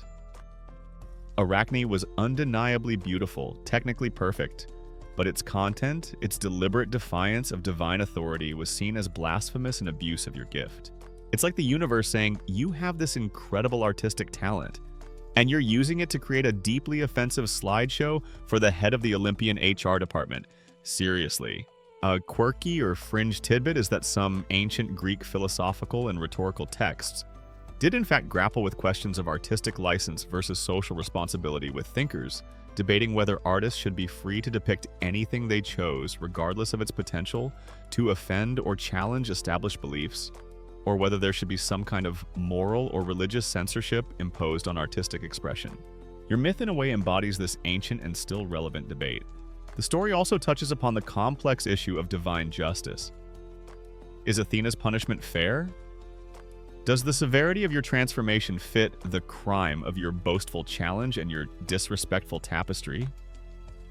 Or is her response an overreaction, a manifestation of her own divine ego, perhaps even a hint of jealousy at your undeniable, though ill-used skill? The myth leaves room for this ambiguity. We are left to ponder the nature of divine authority, its limits, and its potential for excessive, even seemingly cruel displays of power. It's a question that has haunted human understanding of divinity through countless cultures and ages. Is divine justice always just? Or is it sometimes simply divine, a law unto itself beyond human comprehension or moral reckoning? So while your story, Arachne, can be read as a straightforward warning against hubris, it is also a rich and multifaceted exploration of timeless human themes. The intoxicating power of skill, the responsibilities of the artist, the complexities of justice, and the often fraught relationship between mortal ambition and the ancient, sometimes terrifying presence of the divine. And in that sense, your legacy, although eternally spider-shaped, continues to weave its way into the very fabric of human understanding. The ancient tale of Arachne Egeria has drawn to its conclusion, leaving us to contemplate the tragic fate of a mortal weaver whose extraordinary skill was ultimately undone by her own pride. Her story, a powerful, if somewhat unsettling blend of artistic triumph and divine retribution, has echoed through the centuries, its themes of hubris, divine justice, and the ambiguous nature of artistic creation resonating with audiences and artists across cultures and eras. But as we prepare to leave this world of vengeful goddesses and tragically transformed weavers, let us trace how the silken thread of Arachne's myth has continued to weave its way through the tapestry of human art literature, and our evolving relationship with the often feared, yet undeniably fascinating creatures that bear her name.